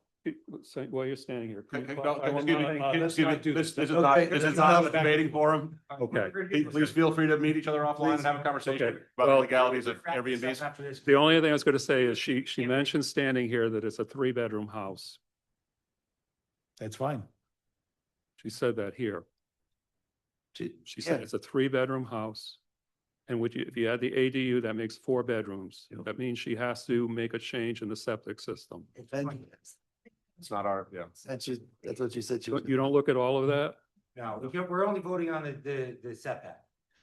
It's good to note that, you know, but we can only, our purview is the dimensional variance. Okay. So that would be in the building department and, you know, not to welcome the comment and stuff, but it's just, we're trying to narrow our focus on stuff that we can control and vote on, just for the sake of time. All right, thank you. But it's helpful to understand and we appreciate the knowledge. Bring it up. Close public comment. Close public comment? So I guess we'll close public comment and if is it per condition, is it can you condition that your tenants must whoever you rent to, all the cars must be I would off not the do road? that. I would not do that. We're voting on a continuance. Well, we're not, yeah, this is continuous. Oh, yeah. Yeah, yeah. Yeah, I'm going back. You're ahead. You know, Is there a motion in a second? All right. Go ahead, Ben. Make a motion. I make a motion that this application be continued to the next zoning board meeting, which is September or August 20th. 2026. Second. All in favor? Yeah, let's confirm that it's really that. Yeah, just make sure we got the right date, sir. Right date. Yeah, I got August. That's correct, the 20th. 20th. 20th. Okay. Looking at the calendar. August 20th. Yep. Okay, all in favor? Aye. Aye. Aye. All opposed? You are. All right, so with the modification to the location, you will not have to come back, but if you run into something, you're on slated for August 20th, right? All right, well, good luck.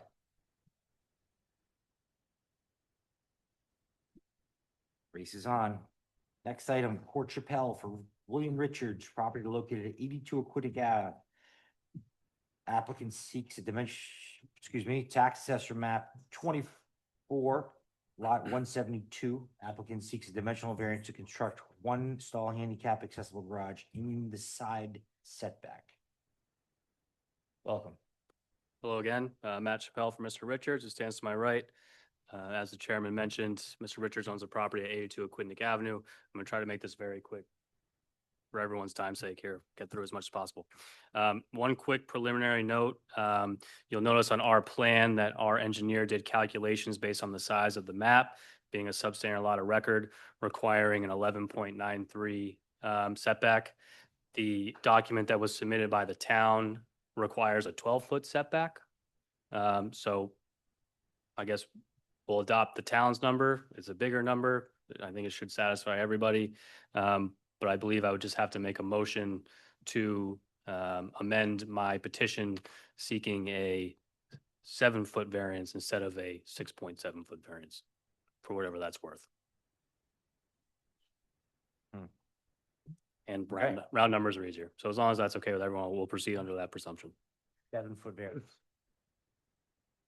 With the understanding that no matter what number is adopted, it will never be any closer than the 5 feet that's depicted on the plan to the property line. Okay. Good enough? Questions? All right. So with that, so again, the proposal is to construct a single car garage. The dimensions of that proposed garage are 20 by 24. You're probably looking at those dimensions thinking that's an odd size for a single car garage. Mr. Richards originally approached our office with a proposed 24 by 24 garage that was actually presented by or to the abutters. There's a number of letters in the file, all of which are in support, no worries. But they reference a they reference a greater relief than what is actually proposed. Because when we met with Mr. Richards and discussed what his desires were for the property, we decided that the minimal relief necessary to alleviate the hardship could be accomplished with a smaller garage, which is the 20 by 24. And the reason for that size, Mr. Richards' home at 82 Aquidneck Avenue is fully ADA compliant. Mr. Richards' late wife lived her life in a wheelchair. Mr. Richards converted his home to meet all ADA requirements, and the proposed garage is to allow for, although his wife has passed, Mr. Richards desires to spend his life in this house, and twofold. Obviously, he would love to remain the spry young gentleman that appears before you today, but if he ever is restricted to a wheelchair and needs an ADA accessible van, this garage will allow the space to accomplish that. Also, to obviously having handicap accessible homes in the community is certainly a commodity, and to have a fully ADA compliant house with a garage that does not meet those requirements doesn't make much sense. So in the file as well, Aaron, if you could pull it up quickly, there's a sample of a handicap van that just shows you the dimensions of that. Essentially, I'll sum it up for you. The van plus the ramp is just about 11 feet. That doesn't account for mirrors, that doesn't account for opening doors, and certainly doesn't account for getting someone in and out of a wheelchair. So we believe that the 20 feet that is proposed is a sufficient amount of space to accomplish that goal. You may also look at the plan and say to yourself, similar to the last petition, that, why don't you slide this garage closer to the house to lessen the relief needed, if at all. The reason being is that there are currently handicap ramps as are depicted on the front steps.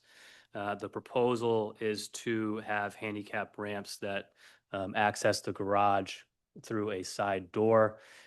Given the slope of this lot, that ramp is going to need to have landing areas and kind of zigzag in that area that's left open in between the house and the garage, as well as obviously, as you can see on the map, there's an existing chimney in that area. You'll also notice that there is a current walkway that goes down to the back patio that's actually going to have to be removed to install this garage if approved. Although that is ADA compliant, Mr. Richards will tell you from firsthand experience that pushing a wheelchair up that path is no easy task. So the plan is also to have a similar type walkway to be able to access the backyard by a wheelchair that will require some serpentine down the hill. Obviously, I have Mr. Richards here. If you would like to swear him in, we can very briefly address the requirements for the variance. Mr. Richards, name and address for the record. William A. Richards, I swear to tell the truth. And your address. 82 Aquidneck Avenue. All right. So, Mr. Richards, you and I discussed the requirements that are needed for this board to consider granting your variance, correct? Correct. The first being that that the way the property is now without a garage that is accessible to meet the needs of potential mobility issues and to also match the house that is ADA compliant creates a hardship for you. Is that correct? And that hardship is due to the unique characteristics of this particular lot and not the general characteristics of the neighborhood. So, yeah. And it's not a result of any economic or physical disability that you currently face. Not currently, no. All right. And this hardship was not created by any prior action of yours. You didn't build this house where it is. No, You didn't- okay. And if this relief is granted, you don't believe that it would alter the character of the surrounding area. Is that correct? That's correct. In fact, it's still going to be a residential home in a residential area. You're not putting any ADUs in this garage. It's a single floor strictly for this use. Okay. And there's also, in the area, a number of houses have garages. Is that correct? Yes. And if this relief is not granted, you believe that hardship would create more than a mere inconvenience for you? Yes. And the petition before the board today is a minimal relief to alleviate that hardship? Yes, I think so. Yep. Nothing further from him. The one thing I would add, on the plan, you'll see that there's a shed that's directly on the property line. That's going to be removed. Okay, thank you. Ms. Horowitz. When are you planning to build the ramp between the house and the garage? At the same time as the garage. It's gonna be part of it. Yeah, part of it. Is there a reason you didn't put it on the other side where there's more room? So that is where the septic is on the other side of the house, you mean? Yeah. So that is where the septic is Yeah, located. there's no entrance on that. And also, side. yeah, the layout of the house, that's where the bedrooms and kitchens are. And Yeah, there's no entrance. Yeah. No driveway. No one else? The butters are interested parties? It's too easy. Look at that. There are letters of support in the file, but we'll leave those. Okay, Close the public comment. say it. Close the public comment. Close the public comment, and Miss, would somebody like to make a motion? Someone over here this time? They do such a good job. Come on, you got your hand on the button, let's go. Good job. Hey, I move that we approve the application for the garage with a 7-foot side yard variance. Mr. Chappelle walked through the criteria for the dimensional variance, and provided ample evidence that, the criteria is met. And with no opposition, there's no reason not to approve this variance and allow Mr. Williams full use and enjoyment of his property. Thank you. Second. Quick. All in favor? Aye. All opposed? All right, approved. Good luck with your garage. Thank you. All right. On to the next, number 4 for tonight of new business.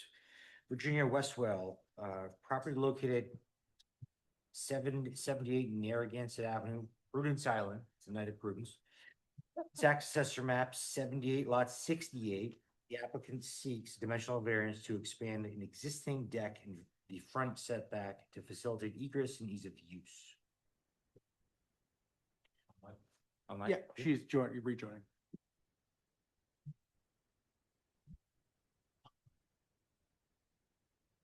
Oh, God, we're Narragansett Avenue again. The same road, Narragansett. Same area. Yeah.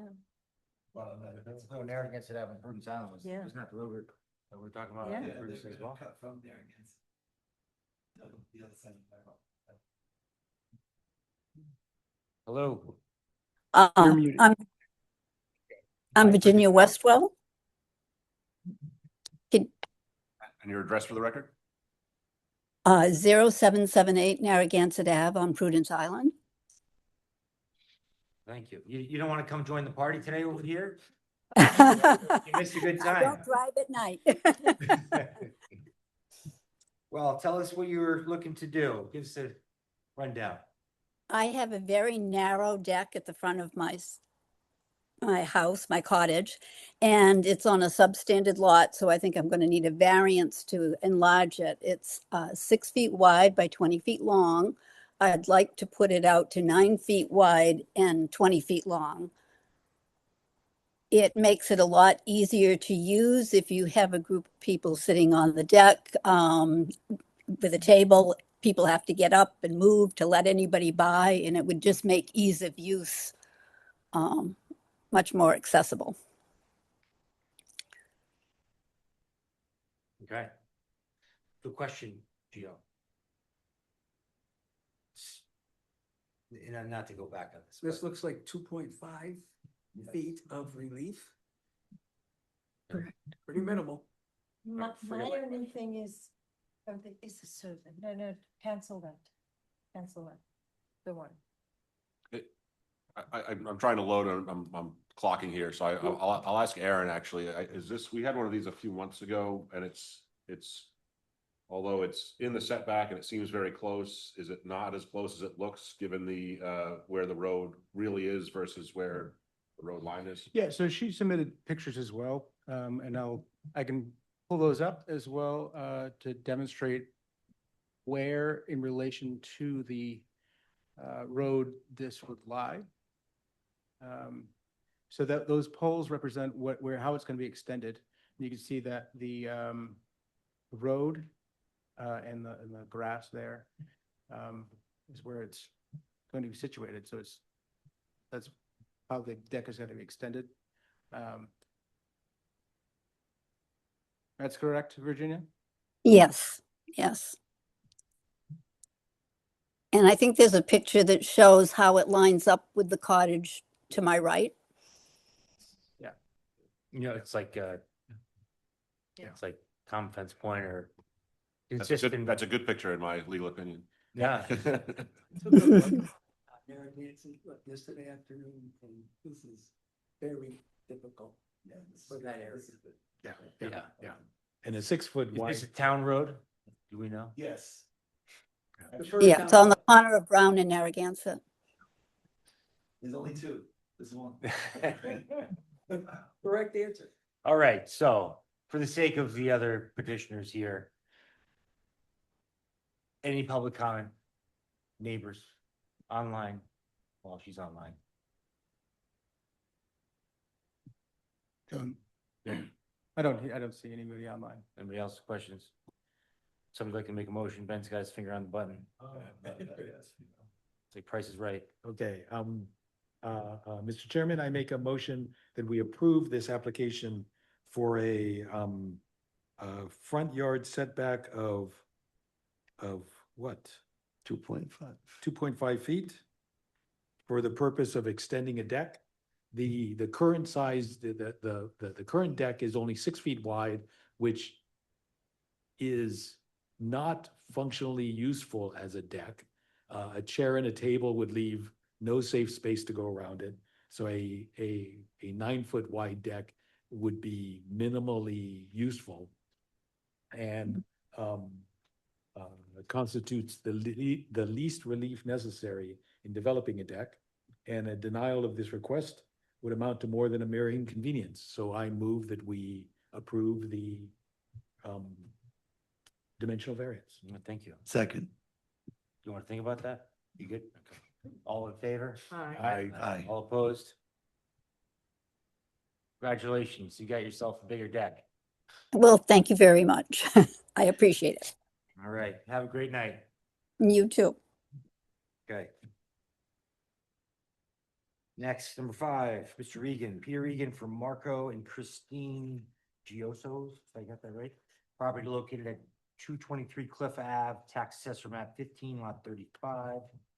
The applicant seeks dimensional variance to construct in addition to the rear of the existing dwelling and expand an existing front deck in their front and rear setbacks. Welcome back. It's been a while. Good evening. Peter Regan of Sayer, Regan and Thayer on behalf of Marco and Christine Gioso, who are here with us this evening, as well as our real estate expert, Jim Hool, who did provide a report to the board. As noted, this is an application for setback variances for the construction of additions to the Gioso's house on Cliff Avenue. I think this is a great example of the unique characteristics of a lot driving the need for relief, because this is one of the most unique lots that I've seen in Portsmouth. It is extremely long and it's extremely narrow, situated between Cliff Avenue and Point Road. When this lot was first configured in 1923, it was 360 feet long, but only 60 feet wide at the water, which was the widest point, and then narrowed to 35 feet wide at the northern end. And in 1960, when the Cove Bridge was built and a portion of the lot was taken by the state for eminent domain in order to put in the Point Road and the bridge, that narrow width was further reduced so that the area where the current house is located is only between 35 and 34 feet wide. You add to that, you've got a 20-foot wide setback on Cliff Avenue for the front setback. You've got a 20-foot rear setback on the west property line. Those setbacks actually overlap each other so that there literally is no building envelope within that area. Anything you build requires relief. Also, the current house is a contributing factor here because at just about 1,100 square feet, it is fairly small. And as the Giosos will testify, they're seeking to add some additional room to accommodate their family. Specifically, what's being proposed is a two-story addition, 18.5 feet by 24 feet on the rear of the house. Everything is going to be within the existing setbacks. They're also seeking to expand the size of the existing deck on the water side, because as a practical matter, because of the width of this lot and because the house is raised to meet the flood zone requirements, that front deck is really their primary outdoor living space, and they want to just have that size appropriately for their family. With the exception of those side setbacks, this plan meets all requirements, including lot coverage.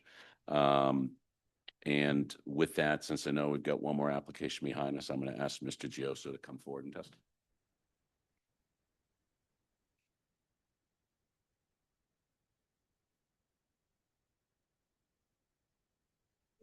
Good evening. Thanks for seeing us. My name is Marco Gioso. Well, I live in Walpole, Mass, but we have our home on 223 Cliff Ave. I'm here with my wife, Christine. We've been married for 30 years now, and we have 3 children. And okay. And how long have you owned this property? We owned it for a year, since last year. I swear to tell the truth, nothing but the truth. I'll be honest. We have 3 grown children. My daughter just graduated, her last child to graduate college was last year. And, you know, we saved and worked hard, and we always wanted our own little place. And we found this little place. We love the South Coast. We come down, I have friends down here, and we go to Newport a lot, and we found this cute little house. And we always want our own little place to come down and have friends come down and a place for us to go. And we found this house. We purchased it. We love it down here. Our plan was working beautiful, except that we didn't realize our children love it down here too now. So we're trying to get away from them, but they're all down here now. Air mattresses everywhere. So we're thinking about putting this little addition on the back. We're not going any wider or any taller or anything. We're just going straight back with it. And what will that extra space allow you to? Allow us to have a couple more bedrooms upstairs and a kitchen that we can sit and eat as a family. And with regard to the additional bedrooms, we're having an engineer work to make sure that you can get approvals if you need to expand the septic system on the property. Yes. To accommodate those bedrooms. I already spoke to the septic system designer. He said that my tank is already a 1,500 gallon tank. The house is fairly new, which is suitable for a 4-bedroom house. I would just need to make the leaching field larger. And he said that there's no restriction on the lot to do that at all. I also spoke to my CRMC engineer, and the house, everything I want to do is in compliance with CRMC. He didn't see any issue with that at all. I just needed the approval from the town of Portsmouth to do. And if you get the approval here, you understand you need to get the approval then from CRMC. Correct. And he thought he said if I get that, CRMC is going to be fine. The front deck is more than 50 feet away from the water. And he said it was no problem. And the other reason why I want to do this addition is because we only have one means of access and egress in this house. It's up through the garage. By doing this addition, I'm putting a set of stairs on the back of the house. And, you know, if something were to ever happen, we'd have another way of getting out of the house. You know, you never know in case of an emergency or something. So, And do you rent the house or have any plans to rent the house going forward? no, we don't rent it at all, and we have no plans of renting it. We hope to be permanent Portsmouth residents someday. Have you spoken about this project with your neighbors? Yes. I don't want to speak for every neighbor, but we spoke to all our mostly direct neighbors, and they have no issue with it, and they're fine with it and had no problem. They're all very nice neighbors. So I have.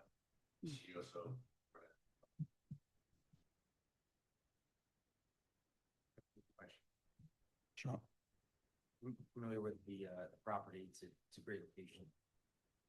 I've been down to the property next to yours, and I just know property parking is tight. So my thought is just, you know, with your three, you know, kids, if you plan on making any other parking down there, or, you know, in the front half, just because that street is kind of, Yeah. So that, avoid like the congestion. yeah. The gentleman, the people that own the house right next to me, the Vides, they rent it most of the time. But the guy keeps his boat down there, and I spoke to him a couple times. Yeah. And he's a really nice guy. And we do have a lane area in front of my house that parks like 3 or 4 cars, no problem. And it doesn't interrupt the roadway at all. And there's the bottom of the house is a garage. So there's two garages there. Yeah. So how many spaces do you have access? Oh, with the 2 garages, you can easily park, 5 to 7 cars easily. Yeah. Yeah. No, I was just curious. I've been down to their Yeah. house, and I was. Yeah, that road actually, Great, you know, great location. the road is actually public access to that beach for anybody who wants to use it, but Yes. the town stops, they don't plow it or anything. Like, we have to plow and take care of it and everything. So I don't know why the town doesn't own it, but Does that include your dock? Because I'd love to use that dock. See, you shouldn't have said that down there, you know? yes, we're very excited about the dock. We had Jack Armstrong build it. He did a beautiful job for us. A great spot. Thank you. Your architect or designer, those windows are too close to your property line. That's not a zoning issue. I'm just giving you, you have to be 5 feet from the property line to have windows. Windows. Oh, okay. Just letting you know. That's not a zoning issue, but.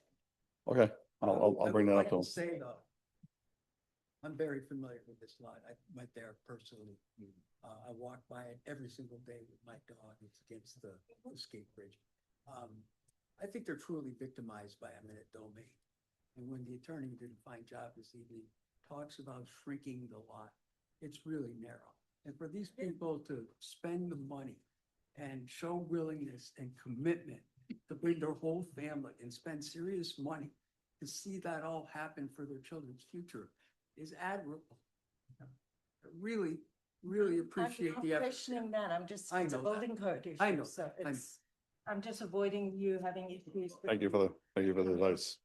That's all. I do have Mr. Cool, who did provide a written report, which not surprisingly comes to the conclusion that this application meets all the requirements for dimensional variance. I do know you have another application after ours, so I can make him available for any questions, or he can present. It's certainly at the discretion of the board. Thank you. Would anybody like to hear his report, or we just put it on the record? Or we need The report was submitted and is in the record now? It is. Okay. I mean, I think we're got the information we need. He's got a great spot. I think it looks. As I said, We'll wait till we vote. yeah. Yeah. So I don't know if there's anyone in the public. Yeah, so if we're done with the question here, we can, abutters, interested parties. In and out over there. Online, Aaron? Good. You should have reversed the role here and done the prudence one last. So just Guys, once again, good, yeah. I think, once again, great example of unique characteristics of the lot driving a need for relief. If this lot was wider, there'd be no need for a variance here because we meet all of the other requirements. And once again, we think it's going to be a nice addition to the neighborhood. So we appreciate your time. Yeah, it's Thank great. you. Great design, fits well. Questions?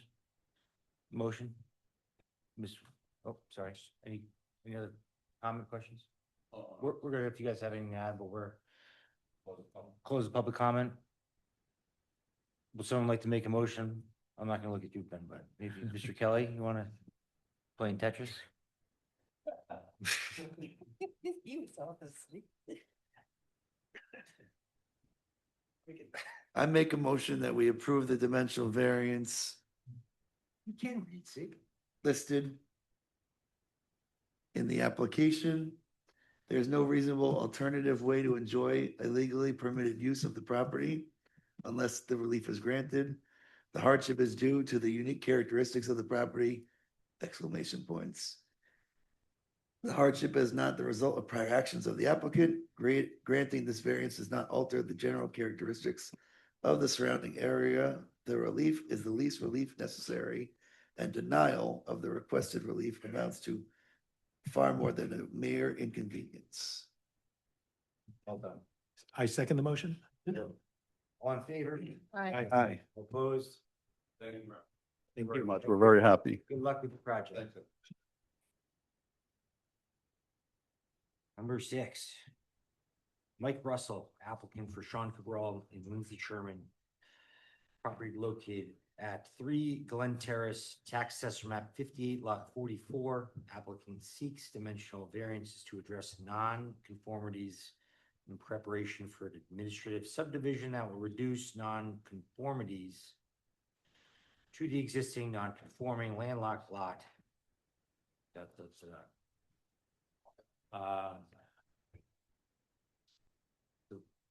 I don't see any, unless there's someone online, I don't see any representative for this application. And if that's the case, I would request the board continue the matter to the next available hearing, which is August 20th. So moved. Seconded.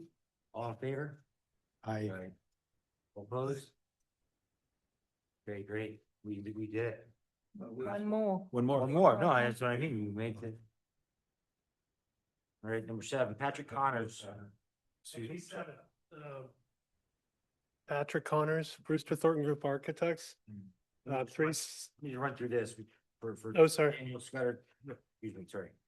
Property located at 17 Brown Lane, Prudence Island. Tax assessor map 77 lot 9. The applicant seeks a dimensional variance to demolish and rebuild a dwelling within the side setbacks and to locate a shed in the side yard. All right, name and address for the record, sir. Patrick Connors, Brewster Thornton Group Architects, 317 Iron Horse Way in Providence. I'm the architect for the homeowners, Dan and Yvette Scudder. I think they're online, but I'm not sure they need to testify. But this property got a variance 4 years ago in, I think, September of 22. It's an existing lot. The Scudders have owned the property since 1998. We were adding an addition at that time. We got approval for a rear yard setback for a deck and I believe a side yard setback to expand or to rebuild the entry to the entry steps.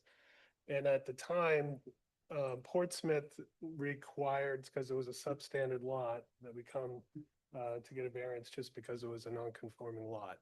I think that part has now been eliminated. But so in the duration of that approval, the Scudders hired a builder, and he strongly recommended to demolish the original part of the house just because it was a little more substandard, and recommended a new tear down and a rebuild. So we moved forward with a redesign, actually compacted the new proposed build for their cottage in a smaller footprint. the setbacks got reduced by the zoning enabling act. And in the meanwhile, as we're trying to fit our new footprint, we were re-examining the existing septic, and I believe it was dated from 1980. And the Scudder's septic designer really recommended redoing their septic. So they're investing in a new house and a new septic design for this lot. The septic design is currently almost, we expected an app to hear from them this week, but DEM is taking a little longer these days, but their septic, or the septic design is only going to fit in the southeast corner of the lot. And its required setbacks is pushing our building envelope further north. So what we previously had approved in 2022, we're needing an additional push to the north. So we're asking for relief of to reduce the side yard on the north to 5 feet. So we're the original setbacks are 15, but since we're smaller, we proportionally reduced that north setback to 11 feet. So we're asking for 6 feet of relief in that aspect.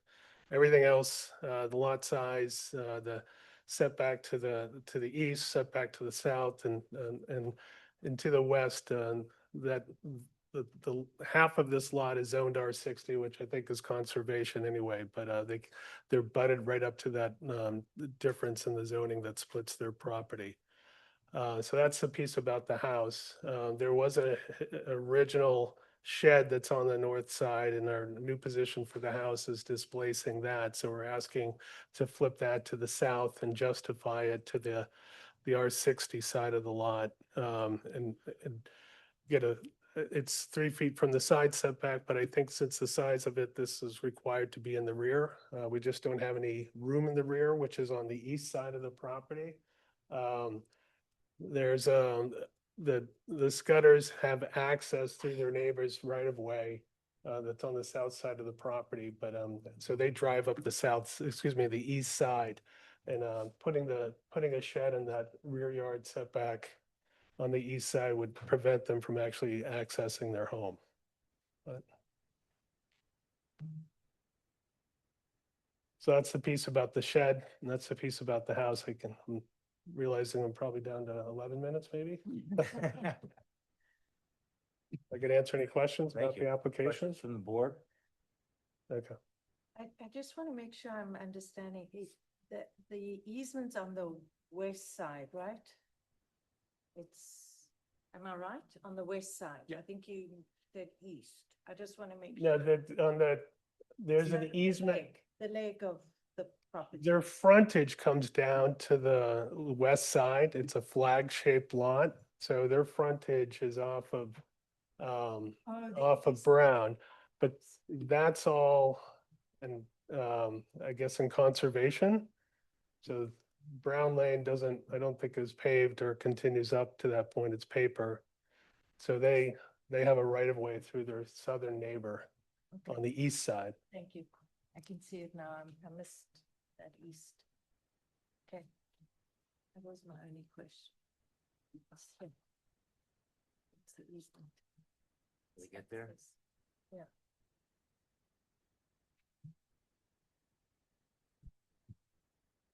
So once they drive on to their lot, where do they park? They stack along the eastern property line. There, okay. Okay, thank you. Yep.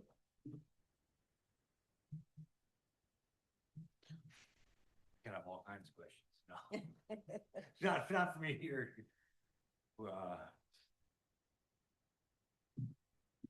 It's great. Okay. Yeah, it's as close as we could get for what we got relief for in our last visit. The idea of trying to keep the original septic after investing in a whole new house was really silly. And I think relief for this position, we've gotten we wouldn't have to ask DEM for any, we would have been asking them for multiple points of relief. So we think this is pretty consistent with what we showed you guys 4 years ago. So is it proper to say that this design is smaller but more conforming? Yes. It's a smaller footprint, and it's less coverage, has less relief needed for the east side and the rear yard setback. We've actually moved the historic footprint off of the conservation as part of the property. So we've kind of shortened it from a north-south, east-west direction, but and stacked most of the original program for the last design vertically.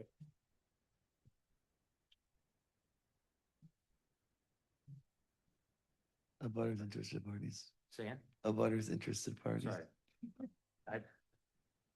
Butters or interested parties online?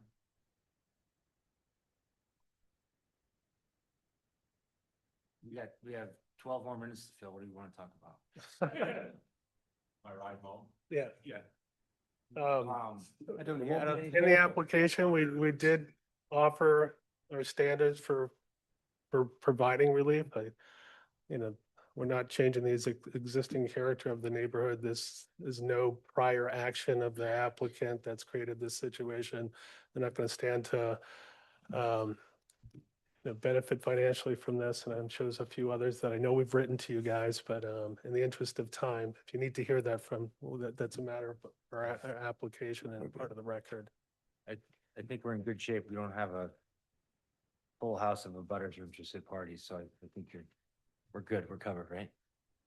We don't have questions. I think that it makes makes sense what you guys did to, fit in a lot. So I think we're done with questions. Do we want to make a motion? If you guys don't have any other questions for discussion? I don't have the book. Got stage fright. Close public comment and we would like somebody to make a motion. Mr. Chairman, I make a motion that we approve the applicant's request for is that a 6-foot relief? And it did, 7 or 6? I think it's 6, but 6-foot side yard. For a 6-foot side yard Yeah. variance. This hardship is the result of the unique characteristics of the neighborhood, of the unique characteristics of the property. And granting, as noted, granting the relief will not alter the characteristics of the surrounding neighborhood. And also as noted, the relief has actually shrunk some from previous applications, meaning this is the least relief necessary. And to deny would amount to more than a mere inconvenience. second. There is a second part to this. It's to relocate a shed in the side yard. Just pointing that out there. That was right there. Yep. There's no front yard.